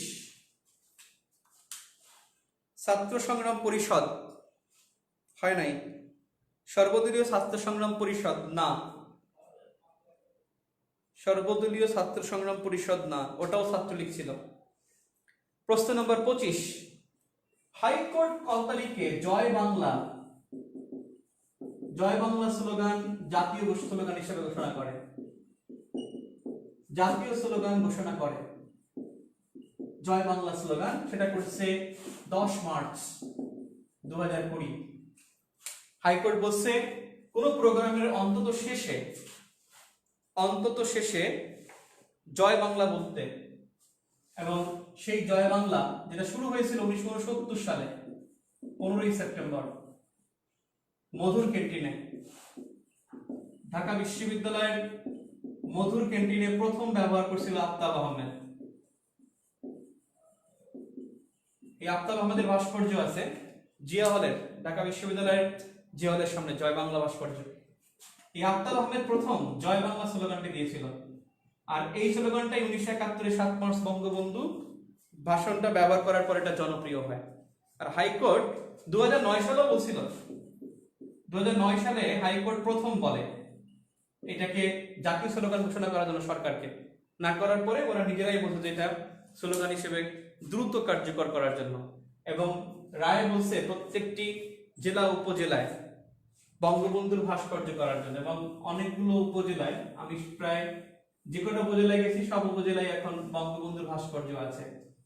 Aftab Ahmed প্রথম ব্যবহার করে জয় বাংলা স্লোগানটি। প্রশ্ন নম্বর 26, স্বরাষ্ট্র মন্ত্রী হিসেবে বঙ্গবন্ধু কতদিন জেল কাটেন? বঙ্গবন্ধু কারা জীবন 4682 দিন, এটা হলো তোফায়েল আহমেদ বলছেন। আর স্বরাষ্ট্র মন্ত্রণালয়ের নথিতে আছে 3053 দিন নথিতে, এবং এই 3053 দিনের কাহিনী নিয়ে স্বরাষ্ট্র মন্ত্রণালয়ের জননিরাপত্তা ও সেবা বিভাগ, নিরাপত্তা ও সেবা বিভাগ এর অধীন হলো কারা অধিদপ্তর। আমি আবার বলি, 4682 দিন বলছে তোফায়েল আহমেদ, 3053 দিন বলছে এটা নথিতে আছে, সরকারি নথিতে। জননিরাপত্তা সেবা বিভাগ, যেটা হলো স্বরাষ্ট্র মন্ত্রণালয়ের এই বিভাগ, এই বিভাগের মধ্যে একটা অধিদপ্তর আছে, তার নাম কারা অধিদপ্তর। এই কারা অধিদপ্তর তারা 3053 দিন নামে এই বঙ্গবন্ধুর কারা জীবন নিয়ে একটা, যেটাকে বলা হয় গ্যালারি বের করছে, ছবির গ্যালারি বের করছে। এবছর আগামী বছর বইমেলায় পাওয়া যাবে। অর্থাৎ সরকারি হিসেবে বঙ্গবন্ধু জেল কেটেছেন 3053 দিন, আর তোফায়েল আহমেদের হিসেবে 4682 দিন, আর স্বাধীনতার জন্য বললে হবে 4675 দিন। কারণ 1938 সালে প্রথম যখন গ্রেফতার হন ব্রিটিশ আমলে, তখন বাংলাদেশ বা পাকিস্তান আমল ছিল না, স্বাধীনতার জন্য ছিল 4675 দিন। 27, খুব ভালো প্রশ্ন, product of the year. Product of the year প্রতি বছর বাণিজ্য মেলা 1 জানুয়ারি প্রত্যেক বছর বাণিজ্য মেলা হয়। আর এই বাণিজ্য মেলা উদ্বোধনের সময় প্রধানমন্ত্রী প্রোডাক্ট অফ দ্য ইয়ার ঘোষণা করে সিন্স 2017, 2017, 2018, 2019, 2020, এবং প্রথম বছরই ওষুধকে প্রোডাক্ট অফ দ্য ইয়ার ঘোষণা করে। এরপর চামড়া, এরপরে কৃষিজাত পণ্য 19 সালে, এরপরে ইলেকট্রিক লাইটস, আমরা এটাকে রপ্তানি করি, ইলেকট্রিক লাইটিং, এটা ঘোষণা করা হয়েছে 2020 সালে। প্রোডাক্ট অফ দ্য ইয়ার প্রত্যেক বছর বাণিজ্য মেলা উদ্বোধনের সময় প্রধানমন্ত্রী ঘোষণা করেন।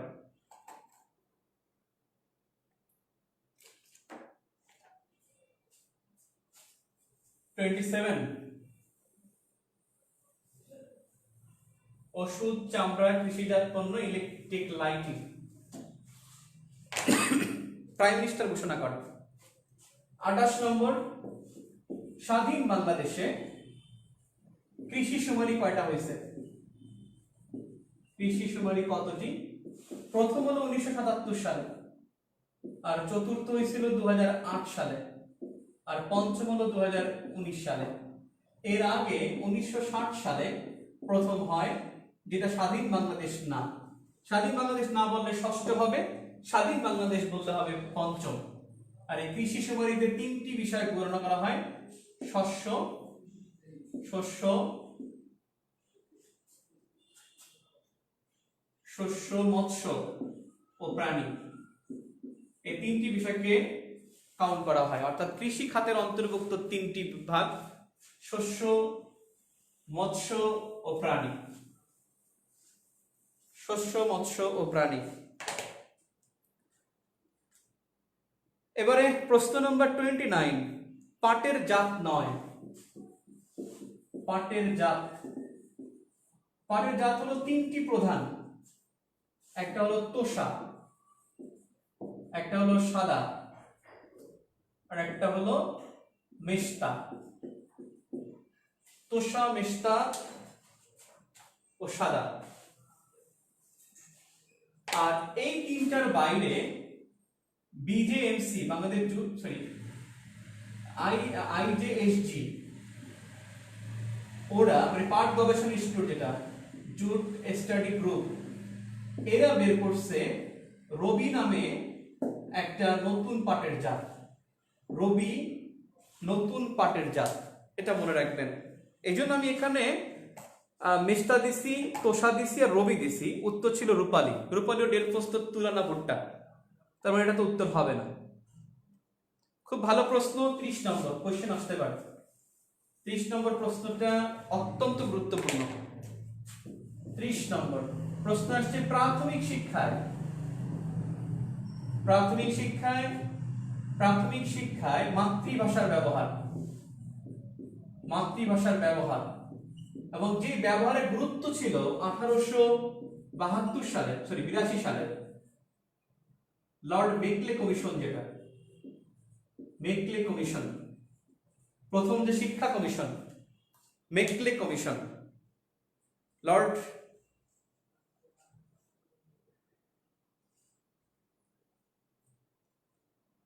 Light engineering, right, light engineering মানে হলো, আর ইলেকট্রিক লাইটিংও তো দেখছি আমি পত্রিকায়। লাইট ইঞ্জিনিয়ারিংও হয়, ইলেকট্রিক লাইটিংও হয়। লাইটিং বলতে লাইট বোঝাচ্ছে নাকি মানে প্রকৌশল পণ্য, হালকা প্রকৌশল পণ্য, রাইট, থ্যাংক ইউ। প্রাথমিক শিক্ষায় মাতৃভাষা ব্যবহার 1882 সালে মেকলে কমিশনে গুরুত্ব দেওয়া হয় এবং সেই গুরুত্ব এসে পৌঁছেছে বাংলাদেশে 2018 সালে। 5টি উপজাতি মাতৃভাষা পড়তে পারে। এই 5টি উপজাতি হলো চাকমা, মারমা, ত্রিপুরা, গারো, আর একটা হলো সাদ্রি, সাদ্রি, সাদ্রি। মেকলে কমিশন প্রাথমিক শিক্ষায় মাতৃভাষার ব্যবহারের উপর গুরুত্ব দেয় 1882 সালে। সেটা 2018 সালে বাংলাদেশ 5টি উপজাতির চাকমা, মারমা, ত্রিপুরা, গারো, সাদ্রি এরা মাতৃভাষায় পড়াশোনা করতে পারে। হ্যাঁ, BJRI Bangladesh jute research institute, আর আইজেএসজি হলো ইন্টারন্যাশনাল জুট স্টাডি গ্রুপ। প্রশ্ন নম্বর 31, আদমশুমারি অনুসারে ঘনত্ব, আদমশুমারি অনুযায়ী, আদমশুমারি বলতে 2011, ঘনত্ব হলো 1025 জন, আর 1077 জন ছিল, এটা ছিল অর্থনীতি সমীক্ষা, তবে এখন বর্তমান না, 1025, 32। পরিসংখ্যান ব্যুরোর ভাইরাল স্ট্যাটিস্টিক্স 2019 অনুসারে দেশের শিক্ষার হার, শিক্ষার হার যদি দেশের কোন সোর্স বলে, শিক্ষার হার দেশের সোর্স, এটা ভাইরাল স্ট্যাটিস্টিক্স হতে পারে, এটা জনতাত্ত্বিক সূচক হতে পারে। দুইটাই 74.4%, 74.4%। 74.7 তো একবার আসছিল, তবে দেখলাম যে 74.4টাকে ঘুরিয়ে ফিরিয়ে ভাবে লিখছে, মানে একই মানে অন্যান্য সব তথ্য দেখি যে ঠিক আছে, এটা তার মানে এটা সেম। তবে আগামী 7 সেপ্টেম্বর, 7 সেপ্টেম্বর না, সাক্ষরতা দিবস কবে? 7 সেপ্টেম্বর না 8 সেপ্টেম্বর? সাক্ষরতা দিবস 8 সেপ্টেম্বর হতে পারে। অর্থাৎ সাক্ষরতা দিবস 1015, রাইট, 1015। আল্লাহ 25 দেখবেন, সরি ভাই। আদমশুমারি অনুযায়ী ঘনত্ব হলো 1015 জন। 1015, 1025 না, 1015 জন। শিক্ষার হার হলো 14.4। আর সাক্ষরতা দিবস কবে ভাই? 8 সেপ্টেম্বর, রাইট। 8 সেপ্টেম্বর সাক্ষরতা দিবসে নতুন একটা, সাক্ষরতা দিবসে নতুন ইয়া দিবে, এদিনকার নতুন স্ট্যাটিস্টিক দিবে। আপনারা পত্রিকা দেখেন, 7 তারিখের পত্রিকা দেখেন। প্রত্যেক বছর 7 তারিখ, সরি 8 তারিখ প্রত্যেক বছর একটা রিপোর্ট আসে শিক্ষার হারের, এই তথ্যটা দেখবেন। প্রশ্ন নম্বর 33, কোন সংস্থা হিসেবে জিডিপিতে এশীয় প্রশান্ত মহাসাগরের 13তম বৃহত্তম দেশ? এডিবি। এডিবি বলছে 13তম বৃহত্তম দেশ জিডিপিতে, এবং বিশ্বে না, এশিয়া প্যাসিফিক। এশিয়া প্যাসিফিক অঞ্চলে এডিবি বলছে 13তম। কিন্তু আমাদের জানতে হবে আইএমএফ, খুব ইম্পর্টেন্ট। আইএমএফ কি বলছে? আইএমএফ বলছে second fastest growing nation in the world, second fastest growing nation in the world। 2019 সালে আইএমএফ বাংলাদেশকে বলছে, যিনি ফার্স্ট তিনি হলেন রুয়ান্ডা, রুয়ান্ডার পরে দ্বিতীয় হলো Bangladesh, second fastest growing nation. আর মনে রাখবেন বিশ্ব ব্যাংক 2017 সালে বলছে দারিদ্র্য বিমোচন মডেল। বাংলাদেশ দারিদ্র্য বিমোচন মডেল 2017 সালে। তবে এখানে গুরুত্বপূর্ণ আইএমএফ এবং এডিবি দুইটাই।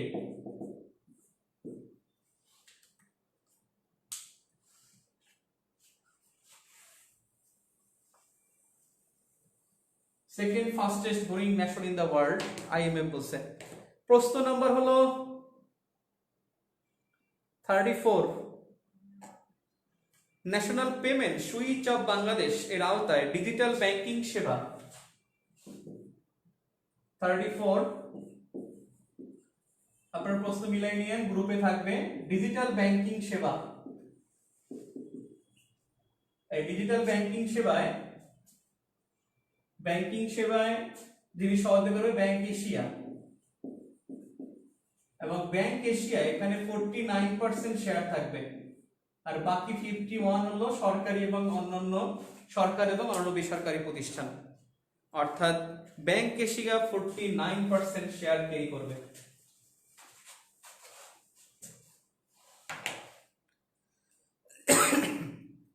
একজন বলছে সাক্ষরতার হার 2019 সালে কত ছিল? 2019 সালে ছিল 73.9, 73.9, হ্যাঁ 3.9, 73.9% 2019 সালে ছিল।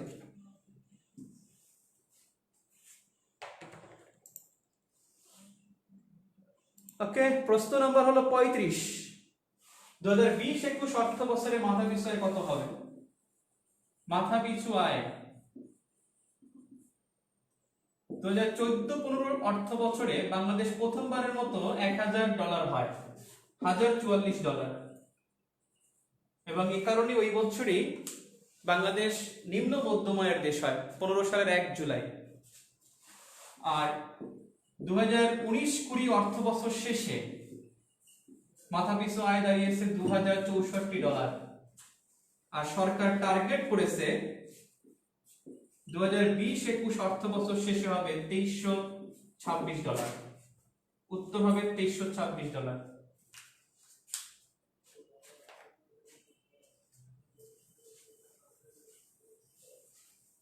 প্রশ্ন নম্বর 36, এটা 36, বাংলাদেশের রাষ্ট্রায়ত্ত পাটকল নিয়ন্ত্রক প্রতিষ্ঠান কোনটি? পাটকল নিয়ন্ত্রণ প্রতিষ্ঠান, এই প্রতিষ্ঠানের নাম হলো BJMC, Bangladesh jute mill corporation. এই বিজেএমসির অন্তর্ভুক্ত 26টি পাটকল। সরকার ঘোষণা দিয়েছে বিজেএমসি বন্ধ করে দিবে 26টি পাটকল, বন্ধ করে তাদেরকে গোল্ডেন হ্যান্ডশেক দিবে। গোল্ডেন হ্যান্ডশেক মানে হলো তাদেরকে চাকরি থেকে চ্যুত করবে এবং তাদের পেনশন দিয়ে দেবে এককালীন। এবং এই 26টি পাটকল বন্ধ করার ঘোষণা দিয়েছে সরকার, কারণ তাদের লস হচ্ছে। অথচ আমাদের পাট মন্ত্রণালয় আছে এখনো। পাট মন্ত্রণালয় 1978 সালে বাংলাদেশে পাটকল মন্ত্রণালয় গঠন করা হয়। 1971 সালে আমাদের পাটকল ছিল 77, 78টি, হ্যাঁ 71 সালে ছিল 77টি পাটকল, সেটা কমতে কমতে চলে আসে 26টিতে, এখন সেটাও বন্ধ হয়ে যাবে। অথচ বাংলাদেশের পাটকল মন্ত্রণালয় আছে। প্রশ্ন নম্বর 37, ন্যাচারাল ফার্টিলাইজার কোম্পানি, আমি শেষ করে দেব। ফার্টিলাইজার কোম্পানি এটা কোথায়? ফেঞ্চুগঞ্জ। একই সাথে ইউরিয়া এবং এএসপি সার এখান থেকে উৎপাদন করা হয়। ফেঞ্চুগঞ্জ সিলেটে এর অবস্থান। Natural fertiliser company.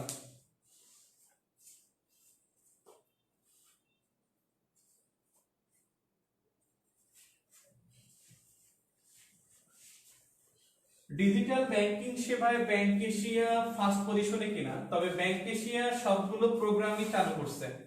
Agent banking প্রথম চালু করছে কিন্তু ব্যাংক এশিয়া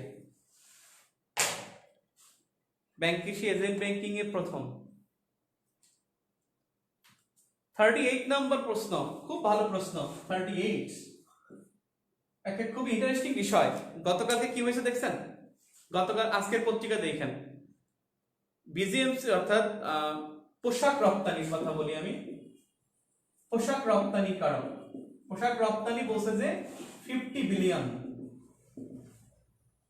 at 50 years। এই নামে একটা সম্মেলন হয়েছিল 2014 সালে বঙ্গবন্ধু সম্মেলন কেন্দ্রে। আমি গেছিলাম ওখানে। যে 50 বিলিয়ন at 50 years অর্থাৎ বাংলাদেশের 2021 সালে 50 বছর উদযাপন হবে। আর 21-22 অর্থ বছরে পোশাক শিল্প $50 বিলিয়ন আয় করবে। তারা 50 বিলিয়ন মানে $5,000 কোটি।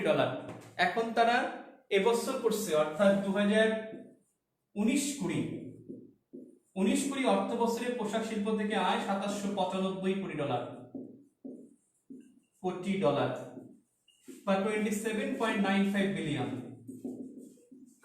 গত বছর তারা কিন্তু $3600 বিলিয়ন ছিল লাস্ট ইয়ারে, অর্থাৎ 18-19 অর্থ বছর শেষে। কারণ এবছর করোনার কারণে আমাদের কমে গেছে। এবং আজকের পত্রিকা আসছে, অর্থাৎ বিজিএমইএ গার্মেন্টস মালিকদের যে জোট, বিজিএমইএ গত মাসে $336 কোটি আয় করছে। আর বাংলাদেশের হিসেবে আছে ইপিবি, এক্সপোর্ট প্রমোশন ব্যুরো, রপ্তানি উন্নয়ন ব্যুরো, বাণিজ্য মন্ত্রণালয়ের অধীন। এই ইপিবির নথিতে আছে 248 বা 46, অর্থাৎ এখান থেকে না 226, $90 কোটি এখান থেকে নাই, গায়েব। 236 আর 226 এরকম আর কি, $90 কোটি মধ্যে একটা হেরফের, এটা কোনো মানে আছে? যা হোক, তারা $50 বিলিয়ন আয় করবে। এবং পোশাক রপ্তানি আয় কিন্তু আমাদের বাড়ছে। গত 2 মাস ধরে আমাদের প্রবৃদ্ধি আগের বছরের আগস্টের চাইতে এই আগস্টেও বেশি, 2 পয়েন্ট সামথিং। আমাদের পোশাক রপ্তানি আয় বৃদ্ধি পাচ্ছে এবং আশা করি এটা ইনশাআল্লাহ 21 সালে সম্ভব। এবছর যদি মোটামুটি স্বাভাবিক থাকে, আর পিপিই তো রপ্তানি করবে না, যদি এটা থাকে পিপিই মাস্ক রপ্তানি করে বাংলাদেশ এলোমেলো করে ফেলা হবে, দেখবেন আরো অনেক বেশি আয় করতে পারবে।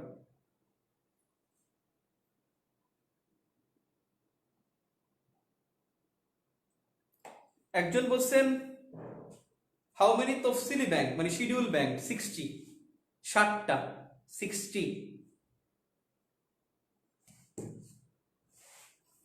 প্রশ্ন নম্বর 39, সংবিধানে চলে আসছি। প্রজাতন্ত্রের নির্বাহী ক্ষমতা প্রযুক্ত হয় কার নামে? একেবারে স্পষ্ট সংবিধানে লেখা আছে। আপনি যখন আইনসভার মধ্যে যাবেন প্রাইম মিনিস্টারের নির্বাহী বিভাগে, সেখানে লেখা আছে প্রাইম মিনিস্টার। প্রাইম মিনিস্টার নির্বাহী ক্ষমতা তার নামে প্রযুক্ত হয়। তবে নির্বাহী বিভাগ যে কোনো আদেশে, কার নির্বাহী আদেশে? রাষ্ট্রপতি নির্বাহী আদেশে যে কোনো সিদ্ধান্ত মানতে বাধ্য থাকবে। তবে নির্বাহী ক্ষমতা প্রযুক্ত হবে যে প্রধানমন্ত্রী নামে, যে প্রধানমন্ত্রী এটা বলছেন, এখানে মন্ত্রী পরিষদ হবে না। 40 নম্বর, মন্ত্রী পরিষদ মনে রাখবে, মন্ত্রী পরিষদ হলো সরকার হলো ক্যাবিনেট। দেখবেন প্রাইম মিনিস্টার নিজে পার্লামেন্টে বসে বলে সরকার দেখিয়ে দিবে, মন্ত্রীরা বলে সরকার দেখিয়ে দেবে, স্পিকার বলে সরকারটা হলো মন্ত্রী পরিষদ। রাষ্ট্রপতি যুদ্ধ ঘোষণা করে কার সম্মতি অনুসারে? হ্যাঁ, যুদ্ধ ঘোষণা। এই যুদ্ধ ঘোষণা 63 আর্টিকেলে আছে, আমাদের সংবিধানের 63 নং অনুচ্ছেদে আছে। যুদ্ধ ঘোষণা অবশ্যই রাষ্ট্রপতি করবেন, তবে সম্মতি সংসদ দিবে। সংসদ সম্মতিক্রমে রাষ্ট্রপতি যুদ্ধ ঘোষণা করবেন। তার মানে এখানে উত্তর হবে সংসদের সম্মতি নেবেন। 41 নম্বর, খুব ভালো প্রশ্ন, কেন যে প্রশ্ন পরীক্ষা আসবে না। সংরক্ষিত নারী আসন,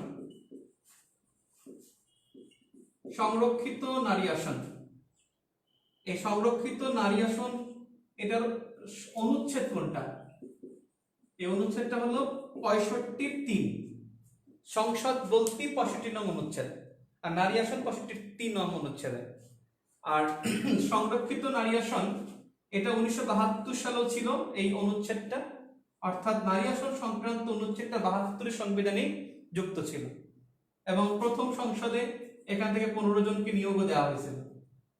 এরপরে পুনরুত্থানের পর পঞ্চম সংশোধনী হয় 1979, তখন 15 জন থেকে 30 জনে করা হয়।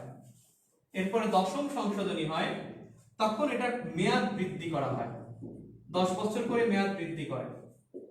এরপরে 14তম সংশোধনী হয়, 14তম সংশোধনীতে 45টি আসন করা হয়। এরপর 15তম সংশোধনীতে 50টি করা হয়। এরপর 17তম সংশোধনীতে 50টি ঠিকই থাকে, 25 বছর বৃদ্ধি করা হয়, 25 বছর বৃদ্ধি। সংরক্ষিত নারী আসন 65(3) অনুচ্ছেদে আছে। সংবিধান 72 সালে এটা যুক্ত হয়। এটা নিয়ে মোট 5টা সংশোধনী হয়। 5টা সংশোধনী মনে রাখবেন এভাবে: 5, 10, 14, 15, 17, 5, 10, 14, 15, 17। 5-এ 15 থেকে 30টি করা হয়, 10-এ 10 বছর বৃদ্ধি করা হয়, 14-তে 45টি করা হয়, 15-তে 50টি করা হয়, 17-তে 25 বছর বৃদ্ধি করা হয়। স্পষ্ট লেখা আছে।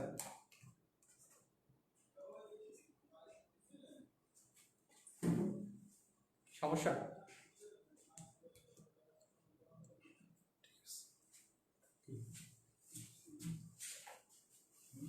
আমরা 41 শেষ করলাম, চলে আসছে একেবারে নিকটে নাম্বার 42। 42 নম্বর কোশ্চেন, মতামত প্রকাশ কোন ধরনের মূল্যবোধ? আল্লাহ, মতামত প্রকাশ কি যে একটা মজা। মতামত প্রকাশ যখন বলবে এটা কোন ধরনের অধিকার, অধিকার বললে সামাজিক অধিকার। যদি বলে কোন ধরনের মতামত প্রকাশ, কোন ধরনের স্বাধীনতা, তখন রাজনৈতিক। যখন বলবে কোন ধরনের মূল্যবোধ, তখন রাজনৈতিক। কোন ধরনের নৈতিকতা, রাজনৈতিক। যত কিছু বলবে অধিকার ছাড়া, শুধু অধিকারই সামাজিক, এছাড়া যদি মতামত প্রকাশ, মূল্যবোধ এটা সেটা হবে, আমি যা বলবে সব রাজনৈতিক, দুমায়া রাজনৈতিক, কোনো কথা নাই। একটা প্রশ্ন আপনাদের সবসময় আপনারা দেখেন গাইডগুলোতে প্রচুর ভুল লেখে, বাস্তববাদ নিয়ে কোশ্চেন করেন। একটা করেন মানবাধিকার। মানবাধিকার প্রাকৃতিক অধিকার ভাই। আপনারা দেখবেন বেসিক ভিত্তিতে খুব অধিকার নিয়ে বিস্তারিত বলা আছে। প্রাকৃতিক অধিকার অর্থাৎ জন্মগত অধিকার, আপনি শিশু জন্ম নেওয়ার পর থেকে সে মানুষ, সে মানব অধিকার ভোগ করে। Natural rights, human rights, it's not social rights. এটা পলিটিক্যাল রাইটস না, সামাজিক অধিকার না। প্রশ্ন নম্বর 45 বলছে WEF এর মিটিং এ প্রাইম মিনিস্টার কতটি প্রস্তাব দেয়? ভার্চুয়াল যে মিটিং হয় সেখানে প্রাইম মিনিস্টার প্রস্তাব কোভিড অনুসারে অর্থাৎ কোভিড মোকাবেলায় কোভিড-19 এর জন্য প্রধানমন্ত্রী প্রস্তাব দেয় 5টি। ওয়ার্ল্ড ইকোনমিক ফোরাম বা বিশ্ব অর্থনৈতিক ফোরামে 5টি প্রস্তাব দেয়। 44 নম্বর, সরি আগে 43 ছিল না, 43 এবারে 44। গণতন্ত্রের রক্ষা কবচ, খুব ভালো প্রশ্ন, একেবারে কোশ্চেনগুলো থেকে হুবহু তুলে দিছি। এটা বিচার বিভাগের স্বাধীনতা, বিচার বিভাগের স্বাধীনতা রক্ষা কবচ। এটা অংশগ্রহণ না, সাংবাদিকও না, বিচার বিভাগের স্বাধীনতা। প্রশ্ন নম্বর 45, তথ্য অধিকার কতটি আইন? তথ্য অধিকার সংক্রান্ত অনুচ্ছেদ কতটি? আমাদের সংবিধানের তথ্য অধিকার সংক্রান্ত অনুচ্ছেদ 17টি। বিস্তারিত পরে একদিন বলবো ইনশাআল্লাহ। 46-এ আসি, বৃহত্তম জেলা। এটা আমি গ্রুপে অনেক বলছি, হয়তো অনেকে ঠিক দাগিয়েছেন। 46, বৃহত্তম জেলা কয়টা হবে? অপশন ছিল 19টি, 17টি,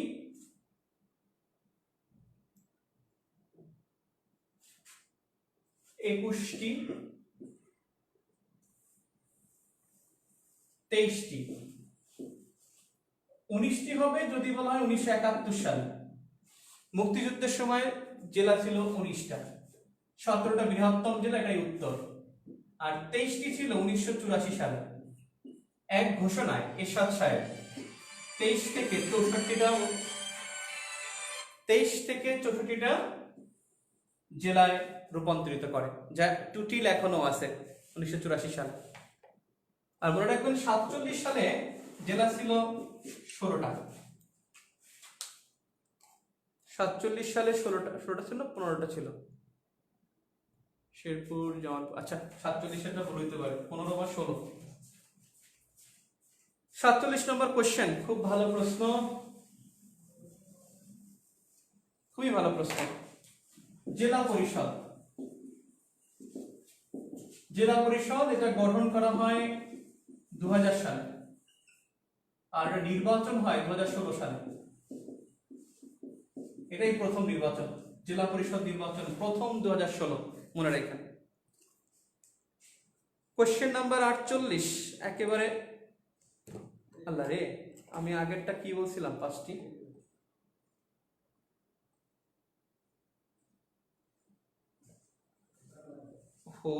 আই সরি, একটা প্রশ্ন 43 নম্বরটা আমরা 48-এরটা বলে ফেলছি। যে মৌলিক উপকরণ, প্রশ্নটা আমি পড়ি, আপনি শুনেন।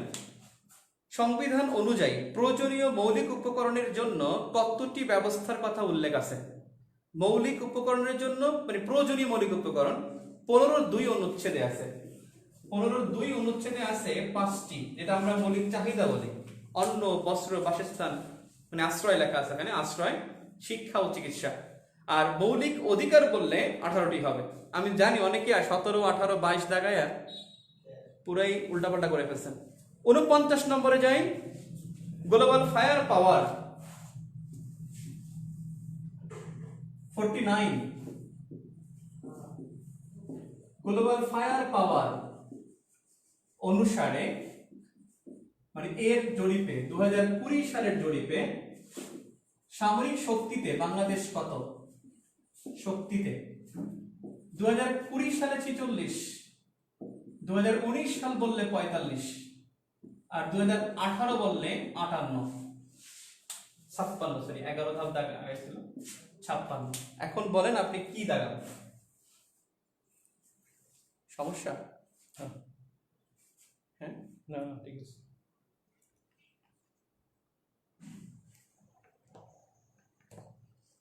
47-এ 17টা ছিল না?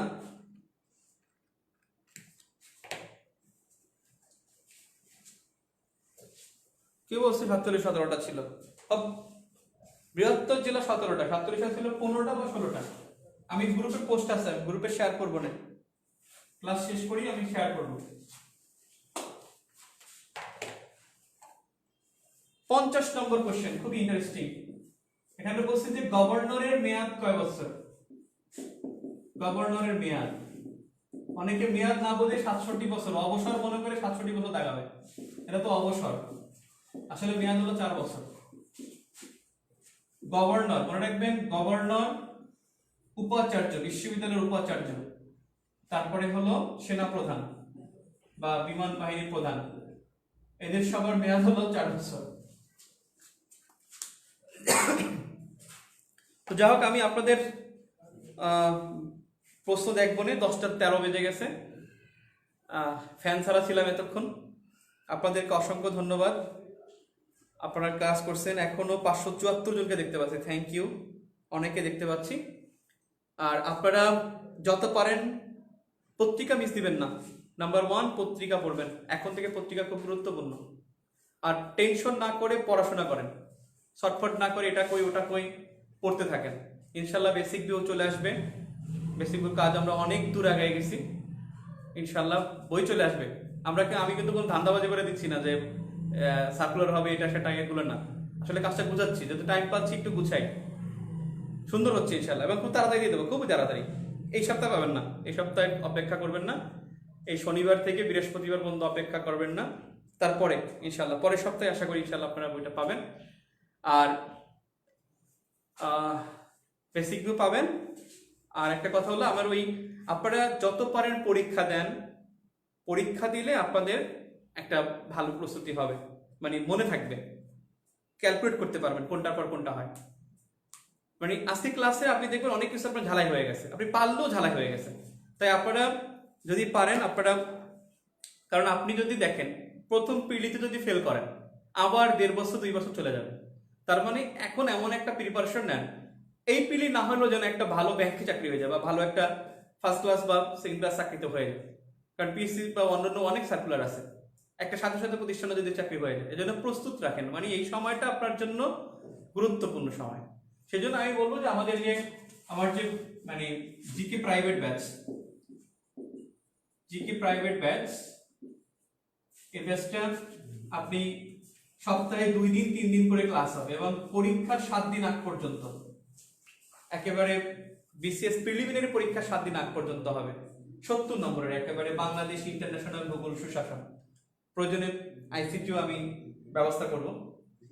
সেখানে এই মানে আমি বলছি পরীক্ষার 7 দিন আগ পর্যন্ত পরীক্ষা দিলে, এবং হলো গ্রুপে পরীক্ষা হবে, গ্রুপে লাইভ ক্লাসে ব্যাখ্যাটা হবে, এরকম আমার মনে হয় যে লাইভ ক্লাস করা যায় নন স্টপলি। তারপরে পারেন 2000 টাকা খুব বেশি না, 2 বছর বসে থাকলে বা 1 বছর বসে থাকলে যে যাবে আপনার মেস বাড়া যাবে, আর বসে থাকতে হবে। তারপরে 2000 টাকা খরচ করে হলো আপনি এই গ্রুপে অ্যাড হয়ে যান, এই ব্যাচে যদি অ্যাড হয়ে যান আপনি ভালো করবেন। আমি আমার লাভের জন্য বলি না, লাভ আমার হবে, কিন্তু আপনার লাভ হবে বেশি, আপনার লাভ হবে বেশি। কিন্তু আপনি 2000 টাকা দিয়ে অনেক জায়গায় করতে পারবেন, কিন্তু নাইম বেকে আরেকটা পাবেন না, একটা নাইমে ফটোকপি পাবেন না ইনশাল্লাহ। তো যাই হোক, আপনি 2000 টাকা কিন্তু বেশি না, 2000 টাকায় জিকে কোর্সটা করতে পারেন, এবং আশা করি আগামী যদি 4 মাস আপনি সপ্তাহে এরকম করে ক্লাস করেন, আপনার অনেক কিছু ক্লিয়ার হয়ে যাবে। তো যাই হোক, আমি অনেক কথা বললাম, মার্কেটিংও করলাম, এটাকে আপনি ধান্দাবাজিও বলতে পারেন, কিন্তু কিছু করার নাই, আসলে কোর্সটা করলে আপনার লাভ হবে। তো যাই হোক, আপনারা থাকবেন। আর ফলাফল ঘোষণা করব আমি, আসলে গিয়ে সবকিছু দেখে আমি পোস্ট দেব, বাসায় গিয়ে পোস্ট দেবো। আমার কাছে স্ক্রিনশট নেওয়া আছে রেজাল্টের, আমি সব পরীক্ষা করে আমি আপনাদেরকে রেজাল্টটা দিয়ে দেবো। ওকে, আপনারা সবাই ভালো থাকবেন। আমরা যখন শুরু করছিলাম তখন পরীক্ষা দিয়েছিল 1905 জন, 1905 জন থেকে মেরিট লিস্ট করবো ইনশাল্লাহ। ওকে, যাও, আল্লাহ হাফেজ, সকলকে অসংখ্য ধন্যবাদ।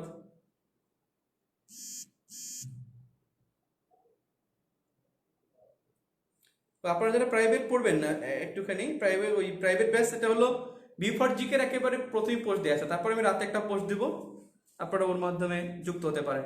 থ্যাংক ইউ ভেরি মাচ, আল্লাহ হাফেজ।